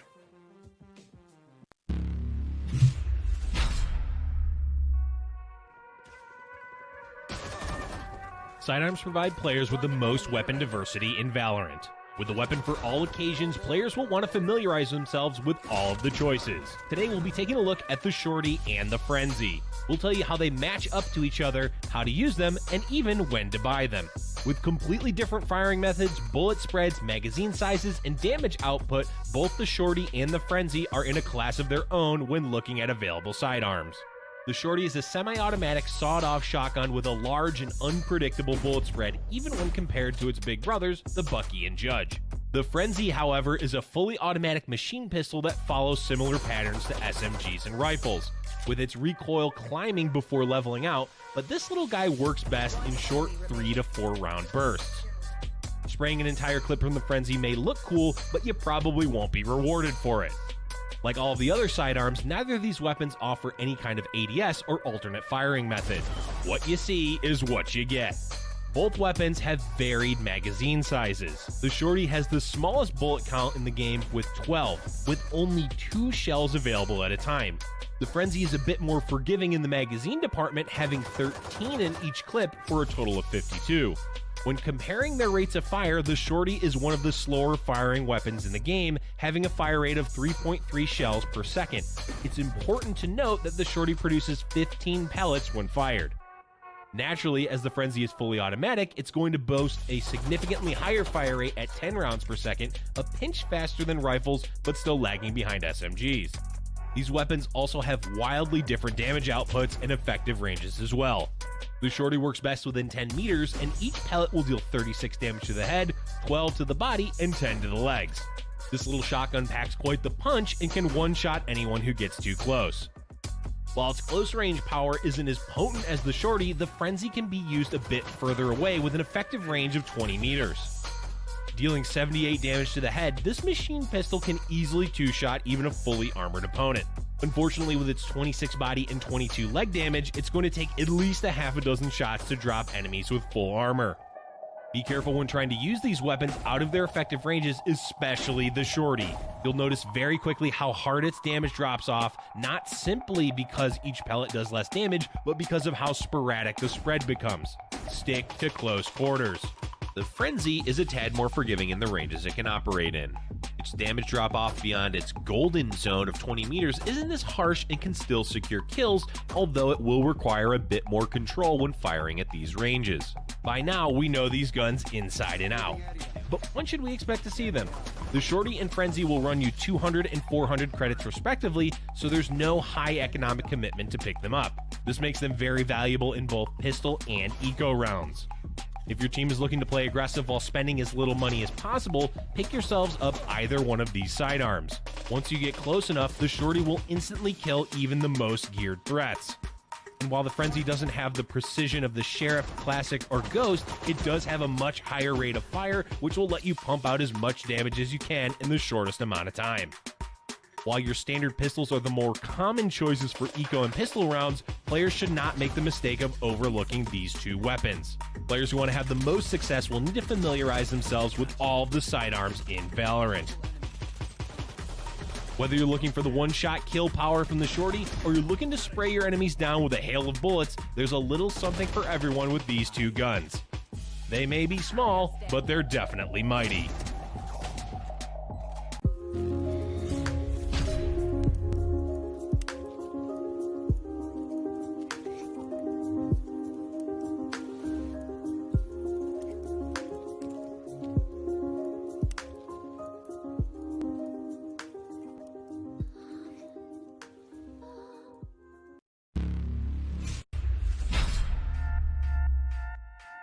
Today we'll be going over the defender side of Ascent by showing you the routes to the 2 sites, the basic callouts, the common spike plant locations, and the agents best suited for defending them. Let's get it. A site has way more open space than B site, which allows you to play from further angles. Defenders will want to be familiar with the entryways into A site that attackers will surely fight for. These spots are A lobby, A main, mid cubby, and A link. Now let's take a deeper look into the A site. Starting out of defender side spawn, you'll be given 3 options. 1, you can head left towards A site. 2, go straight towards mid. Or 3, move to the right, which will take you to B site. Since we're starting with A site, let's head left. You'll immediately be given 2 paths that will lead you into A site, A stairs, and A garden. Heading up A stairs will lead you both to A rafters and A window. Defending from A window gives you a higher angle on attackers that may push through A link and A garden. Take notice out of the window here. It's breakable and will always absorb the first shot. Going back to A rafters will give you a higher angle of A site. Dropping down into A site, there are many boxes and angles you can use to defend.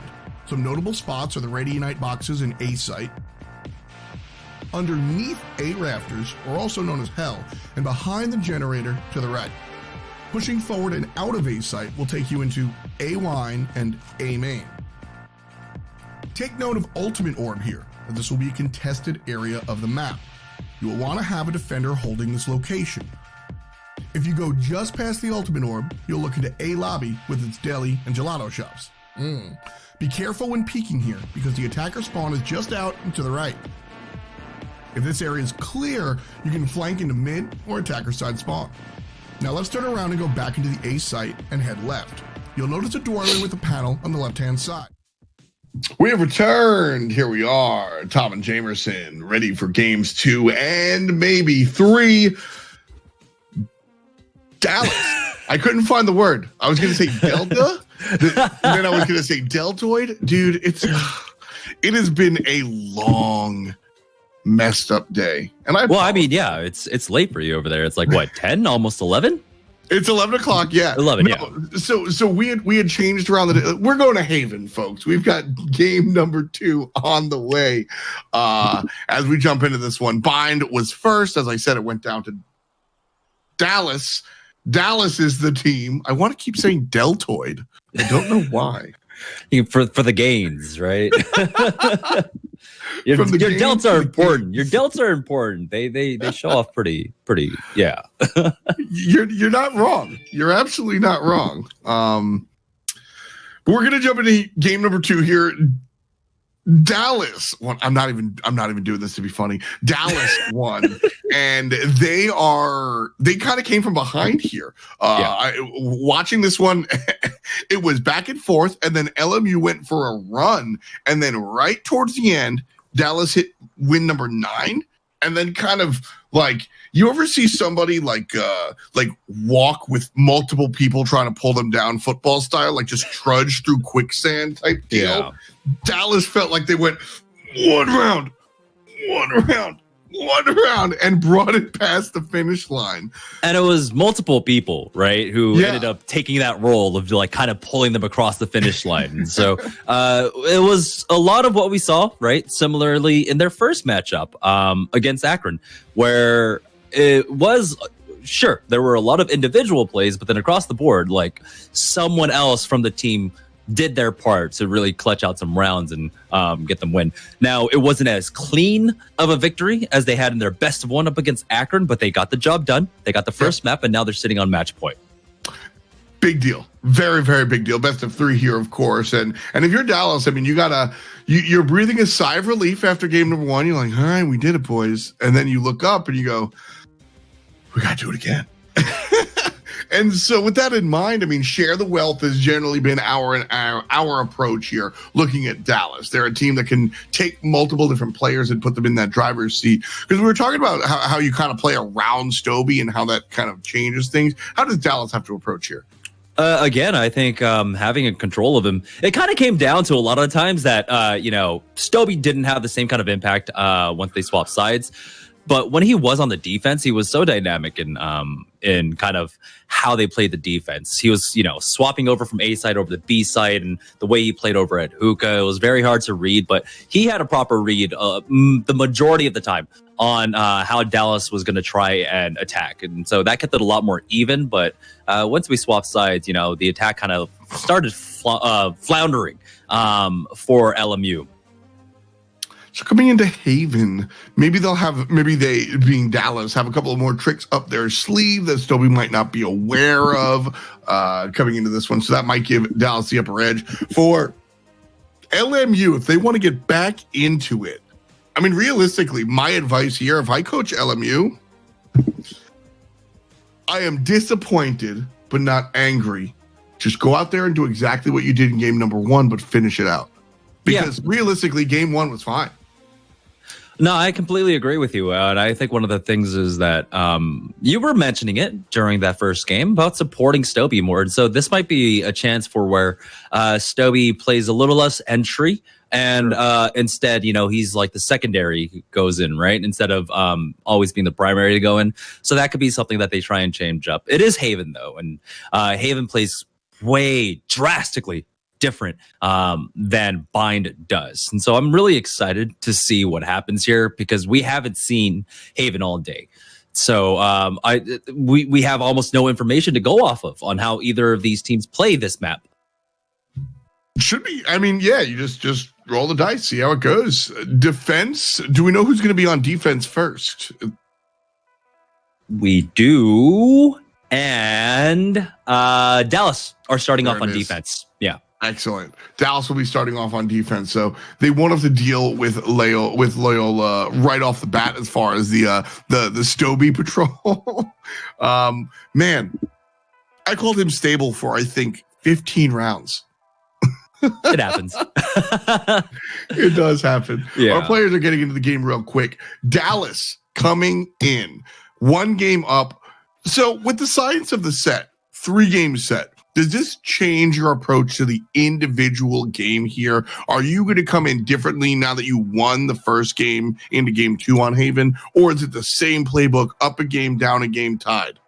It gives Dallas, of course, a little bit more lenience to take a few more risks. Do they have the kind of competitive experience to try that? I don't know. It is collegiate players. So I think at this point, they kind of just play standard, right? You get to see those risks being taken by, the higher tier kind of professional players generally. And that's not something that I think any coaches will tell any of their teams, right? Oh, yeah, take this risk because we do have this, right? Usually it's just, no, secure the bag, get the win, move on. I know that feeling. Haven. We're about to descend onto Haven right quick. Ascent was banned alongside Split. And so, or is Ascent number 3? Huh? Do you know what our map 3 is? Have we decided that yet? Map 3 is Split. Okay, sweet. So Ascent is banned out. Ascent, the latest being added to the map rotation, and because of that, not going to be seen. We might not even see Split if Haven goes the direction of Dallas. I'm going to ask you for a straight up prediction. Are we seeing a game 3, yay or nay? I think this is an opportunity because of the 3-site dynamic on this map for Stoby to honestly come more alive. He's going to have a lot more opportunities. His kind of lurk angles, I think, are increased here on this map. So despite, his incredible performance in game number 1 not being enough, this is where I think he can be enabled a lot more. So I think we are going to a game number 3. I got to agree. I think that the individual prowess of Stoby has been impressive, absolutely, but just straight up and down, I think that Dallas kind of stole that last one. I think that was LMU's kind of game to win, and I don't know. I say this when I play my pubs on my Garbo stream, like, oh, we've got enough rounds in, they're bored, so they're throwing the game. This is a tournament; it's a different story. That's not what I'm gonna say here, but they just lost. They ran out of gas. I completely agree with you. It definitely felt like it, and it felt like a lot of players also from Dallas kind of got their second wind as well, right? Bunny really coming alive towards the end there. Paint also contributing as well. One thing also, just Dallas, it came down to, I feel like, again, cohesiveness as a unit. Right now, LMU, I think, really are relying upon the opportunities that are created by Stoby on that Reyna. This time around, we have a breach, a lot more utility coming out for LMU. Tough stuff so far for LMU. Losing that one is, I don't know, man. A little bit rough. B-side's going to be the push here, and it's all in. One player's lurking, waiting for the flank, but the other 4 are right on the site. 1 goes down for the blue team, 2 goes down for the blue team, so 5 players strong on Dallas, and they are sieging in here easily. 3 players up from LMU still. No, it's just 2, baby. Hey, it's Cola. And AJ Little and Adolfo sign up as well. The spike's down, but just briefly. Dallas take the first round.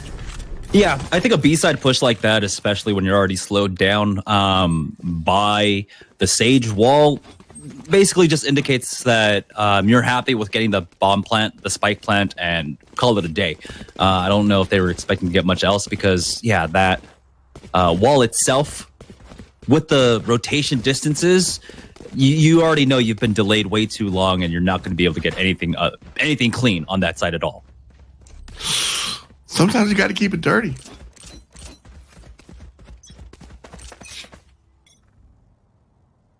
Just gonna let that one hang. I'll be honest with you. I had to wake up a little early today, so like I'm in the same boat as you right now. My brain has not been working for about 3 hours now. Welcome to Monday Night Fight Night, folks. Stovey getting it dirty here, helped out by Weasel. And the trade out is good. 4 players going to push up onto the C site. Everybody from Dallas has to make the long rotation. Bear in mind, for the pistol round, LMU was there first. Bear in mind, for the pistol round, LMU got it down. Bear in mind, for the pistol round, Dallas were the team to take it. We'll see if they can do it again here in round 2. Yeah, bunny hopping. Buddy just caught bunny hopping there. That was honestly so strange. Paint coming in, gonna use that dismiss. Gets a second one. Oh, this retake looking good. AJ Little playing bouncer here from long. Sees some shots, and Paint's able to pick up a third on flexing. AJ Little still trying to defend here. Adolfo stuck up in there. LMU all dead. And just like the first round, we're going to see a defuse. Defenders win. You know, I had said that Dallas looked like the undercard here, and they stole that last one. Momentum is here, baby. Wind in the sails. We're going to Dallas. Now, we do have, of course, the rifle round coming out, and LMU did do some decent economic damage here, and so they're not going to have the strongest of buys as we see 2 SMGs coming out for UTD. So there is a huge opportunity for LMU to turn the tides real quickly. See what they do. It looks like it's going to be a full push onto C site. I like this approach. I like C, especially when you have some riflery, and that's what they're going to be able to bring. Going through garage is different. 2 players, long rotation, 1 from A, 1 from B. But Dallas is on the site for the first time. First, LMU actually are going to wind up better. They've gotten 2 players, and now it's all tied up. 3 players standing for each team. Spike on the ground. Backside of site is dangerous, and long is going to be dangerous. Dallas coming from both sides, but backside of site is caught. Coming from garage, correction, not long, is the Cypher player. And the attacker is going to find him out. Dave Diddley takes down AJ, and that's the first round for LMU. Now, this is an interesting setup coming up from Dallas because we didn't get to actually talk about the composition coming out from Dallas, as they do have that jet. We did see Buddy, of course, in that second round going down while he was bunny hopping around. But this is interesting. We don't get to see, of course, jet that often in competitive play. It's very rarely used. So I'm surprised that UTD are going for this right now. I don't know. Maybe their individual players just feel a lot more comfortable because Paint has also been swapped on over to a duelist in that Reyna. When it comes to jet, all that thought is still be trying to hold players in garage. Flexing will trade out with Cola, and another trade out for Adolfo and Dave Diddley. 1 player up for Dallas, 3 alive for LMU, and there it is. LMU tied at 2. Going to the jet here. I don't like jet. I think that jet is, if I can be inflammatory, just a casual character. Like, go player in your casual modes. But great jet players destroy this B site. Her ability to kind of get up onto these vertical like boxes and stuff make her really effective for B retakes. And that's one of those niche spots that I like this character in. There might be more around this on this map, Jamerson, but B site specifically, I think I like Jet here. I would counter with I would prefer a Raze. Okay. On defense, just because she has a little bit more flexibility and offers a lot more AoE, which we know that players can easily clump up on any approach, whether it be A, B, or C site. And she also has that verticality that we're talking about controlling over on B. Yeah, that's true. That's true. I think you're not wrong. I think I would rather have the Raze. It's different theories, yeah, for sure. One of the nice things, though, that I like about Valorant is the fact that the characters are the difference between Jet. I think Jet and Raze. I think Raze is the better character, but the power levels are so low to the ground. Like it's not like an Overwatch Zarya ult. Like you can do whatever you're best at. So Cola's going to start us off best with that Phantom, and it's a 4-on-5. They do have a res if they want to kind of commit into this right now, but it doesn't look like they're going to go for it. Oh, here comes a Brimstone ult. Takes out one. Cola, Adolfo, and the third. The defenders are able to take this one 3-2. And I was just about to say I was going to give you one of those quick interjections, like I'd like to see it because I would have liked to see them use the res. Straight up, they just didn't need it. They trusted themselves and just played the round straight up. So Dallas looking cute, feeling cute. And then this round, this map, it's Adolfo really coming alive. And we did see him in game number 1, right? Or the first series of the day, the first best of 1, where he had his moments as well. Again, this is one of those teams. Every single player has had their moments. And this time, again, it's Adolfo. Just starting us off, man. Just starting us off. This is something that can go back to 1-3. A good mid pick with an op. Mwah, chef's kiss. Thank you. That's how you want to start your round off, right? Just, hey guys, 1 second in, it's a 5-on-4. Everybody leans back a little bit. Yeah, leaves them very few options. Again, you don't want your Sage to go down first. We've talked about this at length. Sage going down first, especially with a res, is definitely not it now. That's an odd Lear coming out from LMU. That's a better one, but it got instantly cleared. Paint right there, falling victim to the Reyna trap, where when you're getting double peek, ooh, forget about it. Bunny shows up with the sidestep and takes the player down through the Radianite box. Beautiful play there. LMU 1 standing, Dallas 2. And they will remain 2, 4-2. Dallas up. Yeah, LMB are having such a difficult time right now coordinating their pushes. Of course, starting it all off with that one pick from an operator definitely will slow you down now. And so Pistol Eco coming out from LMU. This is where Cheese needs to be brought out. Try and get a pick. Try to get a trade. Do some economic damage to Dallas. We'll see if they're capable of it. I think it's certainly possible. Especially with that Breach and Brimstone ult.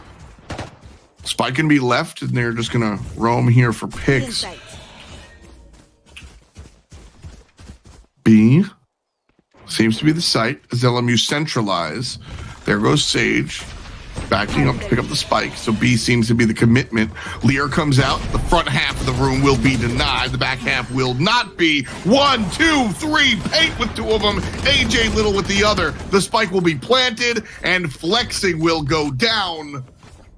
Bunny CS takes the last life, 4 up, and it's 5-2. Yeah, Paint and Bunny, they're continuing to carry that momentum from basically the finish. And I love this small little play. They're saving economy every little bit. They are scrounging every single bit, as you saw. They were sending their Cypher to pick up his traps for the next round. Save a little here, save a little there, and it'll be a lot in the end. Just pinching your pennies, right? Like round by round.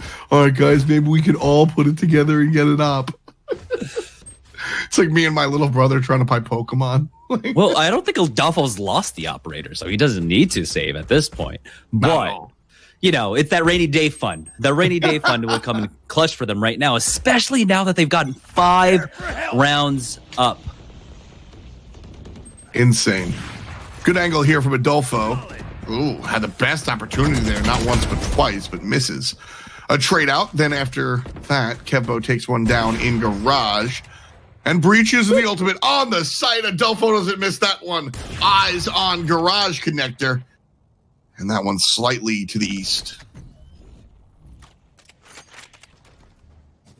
You could just slow them down with the smoke there, as they do have them surrounded. Of course, Stoby rezzed. Tough stuff.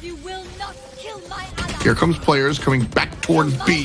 One player defending it. Carlo's gonna res for Dallas. And here comes the 2-on-4. Spike has been planted by LMU. This could be their 3rd victory of the game here. Because there's only 2 people to retake and make that 1. It's all up to Paint here, Jamerson. Walking on into the site. Turning around, no eyes, sees the wall, has an idea. Nobody on the backside. Right on the front side. Paint gets the 3rd of the round. Not done yet. Still, 1 player standing. It's Arena. Where is she? Met in mid. Down she goes. Is there time to defuse? Here it is. Hits the button. And I think we're good. Dallas finds round 5. Oh, I couldn't tell. Oh my God, that was so close. But that Emperor's coming in clutch for Paint there. And one of the things also, it goes back to that last round where I believe Paint was the one that got the that they allowed to defuse, right? Yes. So they made the conscientious choice to make sure that he got that ultimate. So a lot of plays from rounds, beforehand that led up to this round win. I have this fight. This is the first time we're seeing them go A site. Yeah, they've been favoring this mid kind of control, but haven't been able to get anything going. This might be their 2nd time actually onto the A site. No, pistol round. That was a pistol round. It doesn't really count. Never mind. 2 smokes, 1 high, 1 low. Kevbo able to take one down already. Spike down. LMU have repeatedly gotten the spike down, but also have repeatedly been punished after the fact. 3 up for Dallas and 4 from LMU. Everybody standing. Oh, okay. We do have the Jet. She's got her ultimate. Goes in. Oh, the flick. That's like a cartoon. You see Bugs Bunny go, "Hey, what's up?" and then just take it out. I will say, well, that was funny. One of the funnier things I think was Adolfo on Heaven with an operator and the stim beacon down. Like, yeah, man. Does that help? Does it? It doesn't speed up reload time, right? It's just the rate of fire. And I don't think it actually increases the rechambering or whatever. Yeah. No, what happens is it makes the single bullet go faster. Ooh, quick Empress coming out from Stoby here. Oh, he all in, baby. Looks to the right, looks to the left. Nonsense goes up in front of him, checks the wall bang spot, won't find a kill. Still, Empressing gets slow orbed away from the top side and wants to back off and Stoby kind of, I don't want to say blows the ultimate because they clear out garage with that push. So nothing comes up on the kill feed, but it's a successful run. Trade out Stoby and Weasel. 4-on-4. Yeah, again, getting the plant down one more time. Dallas, though, are now coming in for that retake in a 4v4. Ooh, the leader gets cleared. Nice job. 3 up for both teams. Stoby, 3 kills in this round.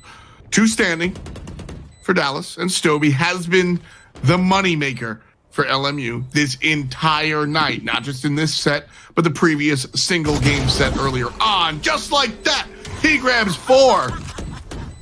Looking for number 5. Kempo says, no ace, buddy. But the win nonetheless. And we're going around 11. They did commit a lot into that, though. I believe they also used the orbital strike coming out from Kevbo for that, to make sure that he can gain that garage control. They, I believe, threw it down on garage window, and also that Empress. But, you know, Empress, again, one of those abilities, one of those ultimates where it's hard to find a time to use it. So just use it whenever, and if you don't use it, it's not the worst thing in the world. 134. Now it's 134 on the clock. And we're headed towards ace site one more time. Dallas is all sorts of spread out. And if LMU commit to this one fast, they'll be able to get there quickly and on the site first. They throw everything at A, every single thing, and then they turn around and they start walking. Loyola trying to figure out where to go now. They're all the way back at base. Yeah, they're trying to sell a fake, but at this point, do they need to? As they've already picked off 2 at A, but here we go, even on the rotation, picking 1 up. That's Bunny going down. What happened to Dallas? I don't... What happened there? LMU, just 2 players strong, took down the entirety of Dallas because 3 of them were flank walking. Yeah. Insane. You know, sometimes everyone just hits their shots, and that's what it looks like. Cypher player gets 1 on A. I believe the player that was playing Heaven took him out. And then someone tried to push short A. He got taken out. The people that were walking back towards spawn found Bunny, trying to push up. There we go, Adolfo with the operator finds 1. Op sniffing out B site. Weasel's able to pick it up. 4 on 4. Both teams get the op shot. Stoby here waiting for the rotation coming from A site. Eyes on the prize. Looks to the left. That's your teammate. Paint, on the other hand, takes down Kevbo's. 3 on 2 as flexing goes down. And still an issue. Dash forward. Bunny looks around. That's the verticality that I was talking about there. Is Jet's ability to kind of get up on that mid spot and look for control that way has been really exciting. Yeah. So nice round back for UTD there.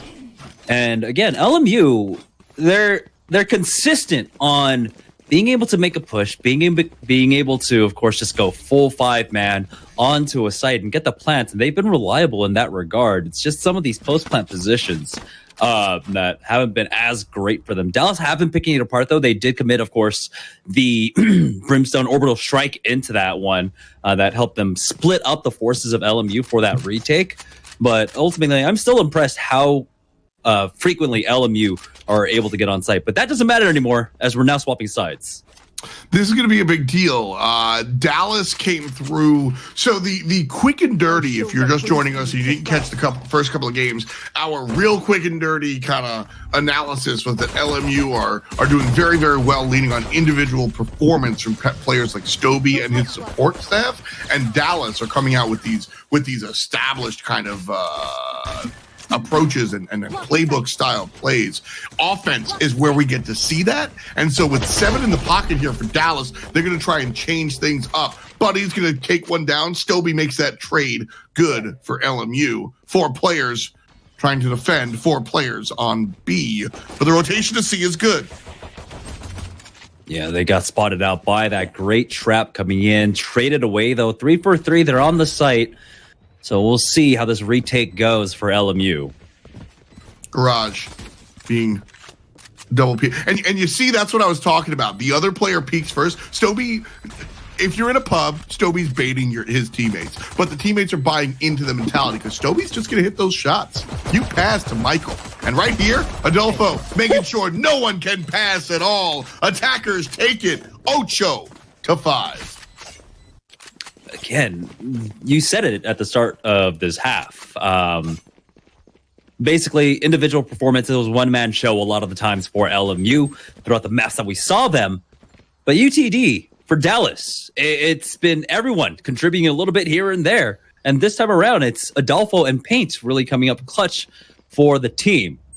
I think consistently across the first 2 maps that we saw them, it was Hey, it's Cola, who is doing an amazing job of just clutching out.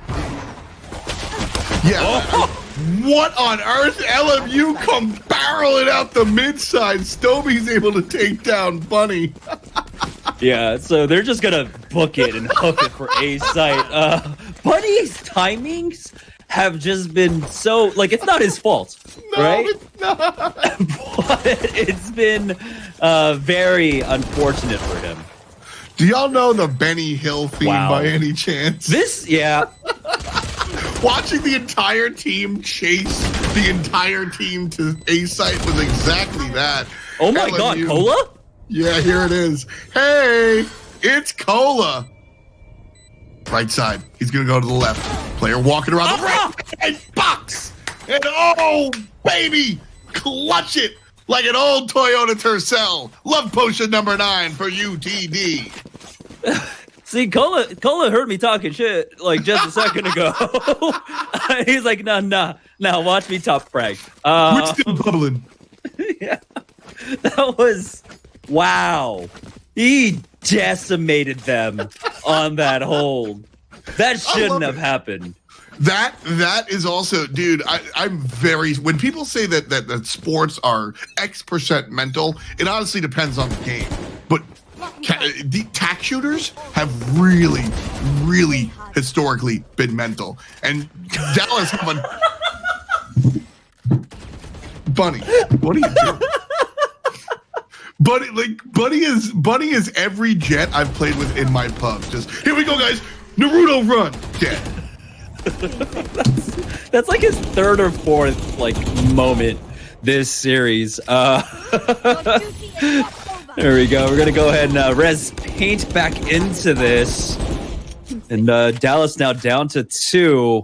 There's still a chance. Yeah, the res worked out. Now it's 2-on-2. Dallas is low on HP. The spike carrier is low. I see that, but so is Cypher across the way. And all of a sudden, we've got 50 seconds for a real, honest-to-goodness contest. Dallas has swapped around and are going to Alpha Site.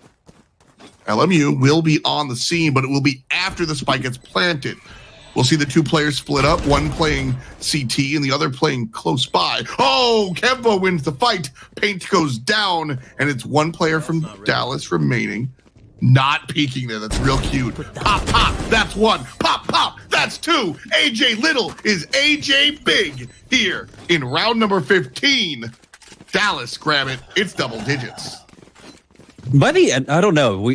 I don't know how many more rounds we have left, but Buddy's gonna have like one of those compilations that, you know, the best way I can describe it, I don't know what it's called, but it's like highly edited, it's very memey. You know the ones that I'm talking about? An AMV? Like, no, not an AMV. Like TikTok? Are this real boomer hours? Do you know? No, it's like a YouTube compilation video equivalent of a shit post. It's like the best way I can describe with the like that stuff. Yeah. He could have one of those off of this map alone. It'll be the most entertaining thing because like some of the most unfortunate things have happened to him 3 times so far in this map. Can we get the buddy cam? Wait, that Paint is going to be the one to pick off the first player here. Thrift Weasel takes a seat. Shots going up towards heaven with Spike. Spike is and LMU are not. 1 shot with the shorty. I don't think that's going to work. Kembo gets taken out by Benny and the Marshall. Oh, no. Yeah, and that was a no-scope as well, I believe. Oh, no. Now he's just... I'm pretty sure Buddy's just memeing at this point. There we go. No, that's... Okay. Round 11 in the pocket for Dallas, baby. All right, 2 more rounds. 2 more rounds. Still, though, despite that it's 11-5, look, Stobie's doing work. He's 16-12 right now. A lot more contribution across the board this time for LMU, as Dave Diddley is also at 13-12, and Kevbo is at 11-2. LMU trying to fight their way back into this one. They've got some weaponry here. But it looks like an all-out C push here. Benny dashes to the left, equips the Marshall. Player on the back left. Bunny doesn't know it, though. Bunny slowly walking up. Nice no peek here from LMU. One player defending C. Information not given to LMU just yet. Here's some fire, and immediately the player from A rotates. Players from B kind of staying their ground. Cola picks up Dave Diddley in the back. Doesn't even need to peek. The spike coming up long. Players pushing in from Dallas to stick their ground. 4 players from LMU looking for the retake. Paint gonna plant, but here's the ult from Brimstone. I've dodged that too many times. I imagine so have they. So their reactions were really quick there. Bunny finds Nice. one more, and Here she now goes. UTD. Woo! The right clicks. Oh, the left clicks. Stoby makes a stogie out of Bunny, but Stoby again. Here it is. Oh, baby, a triple. One's still alive. 2 still alive, actually. Oh. And the reload. Oh no! I was about to say, if we had 2 Reyna aces in one map, that would have been super impressive. Coulda, shoulda, woulda. Close, but the reload caught him. I mean, that was, that was everything he could have done, right? Literally. Rough stuff here. Wow. LMU are equipped to deal with Dallas, but this onslaught has been incredible. Yeah, it's a match point now for UTD. That's the most important part too. Here, Bunny. Oh, Bunny. Oh no! Bunny. Bunny and the Jets taking down Thrift Weasel just like that. See, you and I, we're soulmates. I'm gonna let you know right now. Cause I just Googled that song. Dave, what the hell? The Bucky. Oh no, not this time. Dave Diddley picks up 3, flexing, doing that. LMU fighting back into it. Adolfo, the only one alive. He cuts it down to 2 opponents. He's running long. Should he stay or should he go? I think he opted to stay. Do they know he stayed? Is the they're question. rotating. They're rotating Oh, off. they don't know. Scotty doesn't know. They don't know. He's going right back to C. A great lurk from Adolfo here, and so he actually has an excellent opportunity for this now.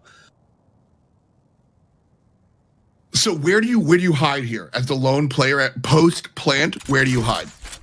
I think. Well, he's planning it. He should be going over to Cubby right now, but he's kind of stuck.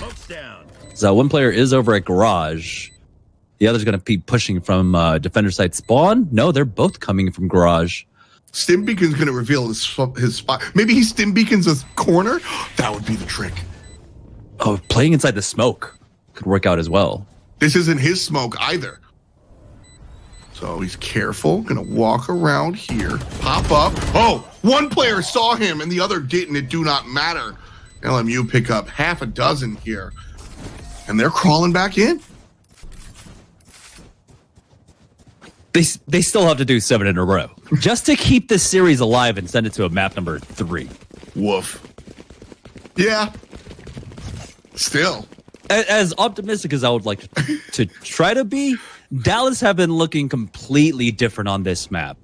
And by Dallas, I mean a lot of individual players for themselves. For me, it's just the offensive prowess. I think that Dallas seem old school Counter-Strike guys would practice offense all day and then just be like, all right, the 3 strats to defend. Okay, good. And that's kind of what Dallas looked like. Like, they really know how to attack these sites. All right, they're going to play this a little bit more slow, but not, tailwinding right in. Garage. Hit with couple there.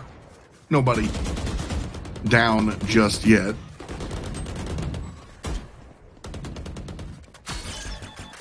Troublesome spots. Dallas still pushing. Yeah, they can slow play this if they want. They have 57 seconds left. And they're getting a lot of utility for nothing. It was just a wall that they threw down there, and now they're onto the A site. 4-on-4. Dallas pushing in. LMU have 3 players rotating, so truly a 4-on-1 at the moment. AJ Little is here. And the spike's planted. Thrift Weasel trying to come on around. And Cypher has an idea of where everybody is. Thrift Weasel going upstairs. 3 players remaining to play defense and retake. Stoby waiting for the call. Everybody's going to go in at the same time. No! Thrift Weasel peeks. Dave Diddley peeks. Stoby peeks. And as Kevin Malone says, that's Dallas.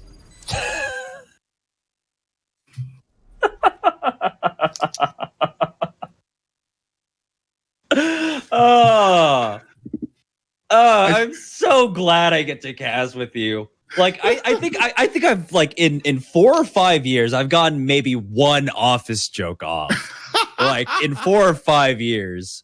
So I just want you to know I appreciate you, but also congratulations to the Dallas on the victory.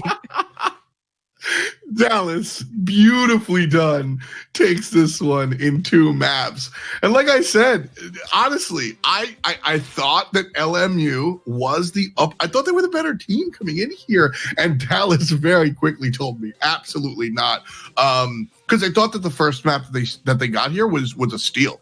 But map number 2 really solidified the fact of just how good Dallas is. Yeah, Payne looked absolutely comfortable as well on that Reyna. So making that swap off and putting him on there felt really good. I think Bunny on the Jet, while there were some meme plays, he still, showed a lot of presence, especially in the earlier rounds before he kind of went a little bit unhinged there towards the end and tried to go for, I don't even know. I honestly don't. But that tailwind out into mid, and all of a sudden he realized the mistake he made when 4 or 5 people peek out with the pistol. Still one of my favorite memories so far. Well, we got a chance to talk to somebody from the winners team. So congratulations to Dallas. I believe we have an interview online. Who do we have, though? Hello. Oh, it's AJ Little. Here it is, the Cypher player from that last match. You are muted at the moment. Adolfo's coming in as well. Oh, it's the whole squad. Hey. It's the whole squad. Yeah, bring them all in. Bring them all in. Come on. I think someone has to unmute them, though. This is a locked channel. So someone has to unmute them if we want to. Oh, my computer's...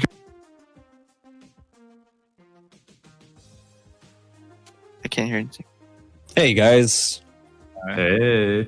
Congratulations on your win. Want to know what happened there? Do we have Bunny in here? Do we have Bunny in here?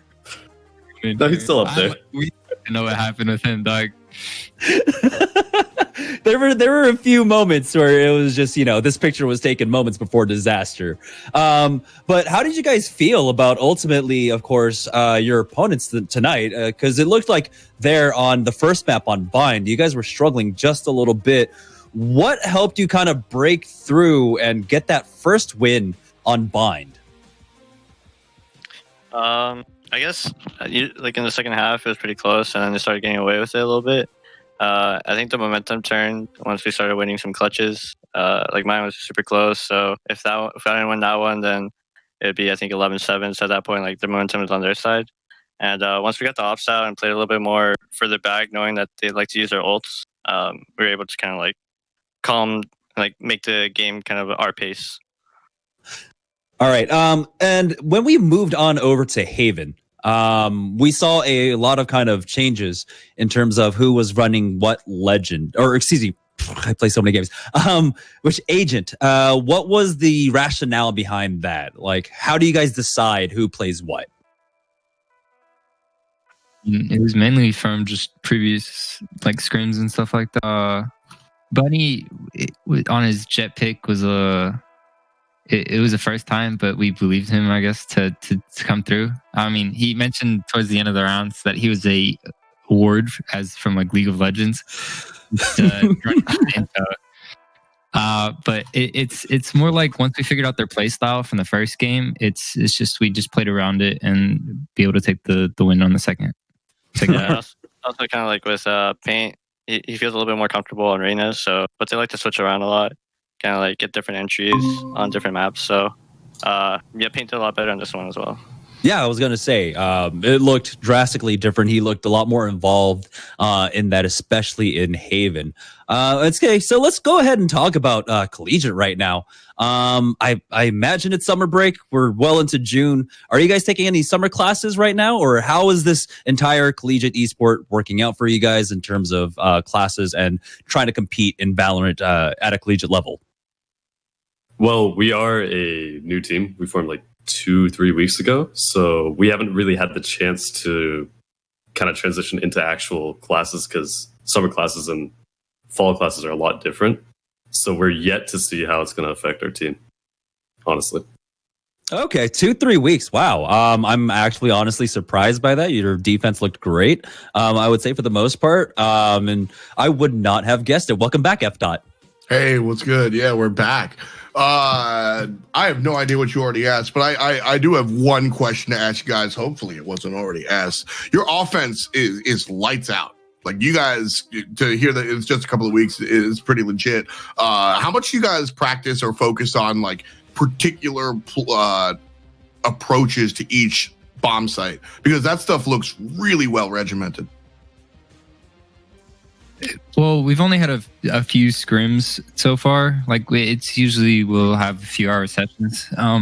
It's more like we play as a team and we execute no matter what the site is as a team. So even if we transition, even if a new map comes out, we would know where to smoke, how to play together, and how to trade for picks. Word. Yeah, that holistic approach, this way one size fits all. I mean, well done. You guys have been really impressive. I don't know what else you asked, Jamerson, so the rest is you. Yeah, I mean, at this point, honestly, we've asked a lot of questions. This is your platform now. Like, is there anything you guys would like to say before we let you guys leave? Just thanks for hosting. We actually didn't know that we were playing this tournament until earlier today, so it was very interesting for us. We already had some scrim set up, so we were already ready to play. But the chess kind of like helped us and keep us motivated for the summer and see if any other tournaments come up. Hell yeah, buddy. It's awesome. Thank you so much for filling our Fight Night Arena. Really appreciate you guys coming out, and grats on the win. We'll see you next time. Good luck with the rest of the team. Thank you. Thank you. Peace out to the homies. They really impressive stuff for sure there. This was a good time. Dallas came through and really surprised me, especially during that first matchup or that first map. I thought we were in for a long kind of slugfest, but both teams kind of woke up and brought the pain. Yeah, and really surprising to hear that they only formed about 2-3 weeks ago is what they told me while you were out. So, they've. If that's what 2 to 3 weeks of playing together looks like, they have a really good future ahead of them. And especially if they can get, the Dallas kind of esports program behind them, their TESPA chapter to really help them out. I'm looking forward to the future of Dallas in Valorant. Yeah, we'll have to see if they link up with Complexity. Like I said, it's a fun spot. Dallas is, who'd have thunk it? But Dallas, a hub of esports. That does it for us today on Fight Night Arena. Tomorrow we'll be back. We do have the non-collegiate scene coming on in, and we should see how those guys rock it out. Jamerson, it's been a pleasure. Any last words? I appreciate you. I appreciate you. Well, at least somebody does. That's it. Shout out to Juked. They're awesome. That's where all the esports are. Shout out to GiantSlayer. That's us. And shout out to you. That's you. We'll catch you tomorrow. Peace and much love to you.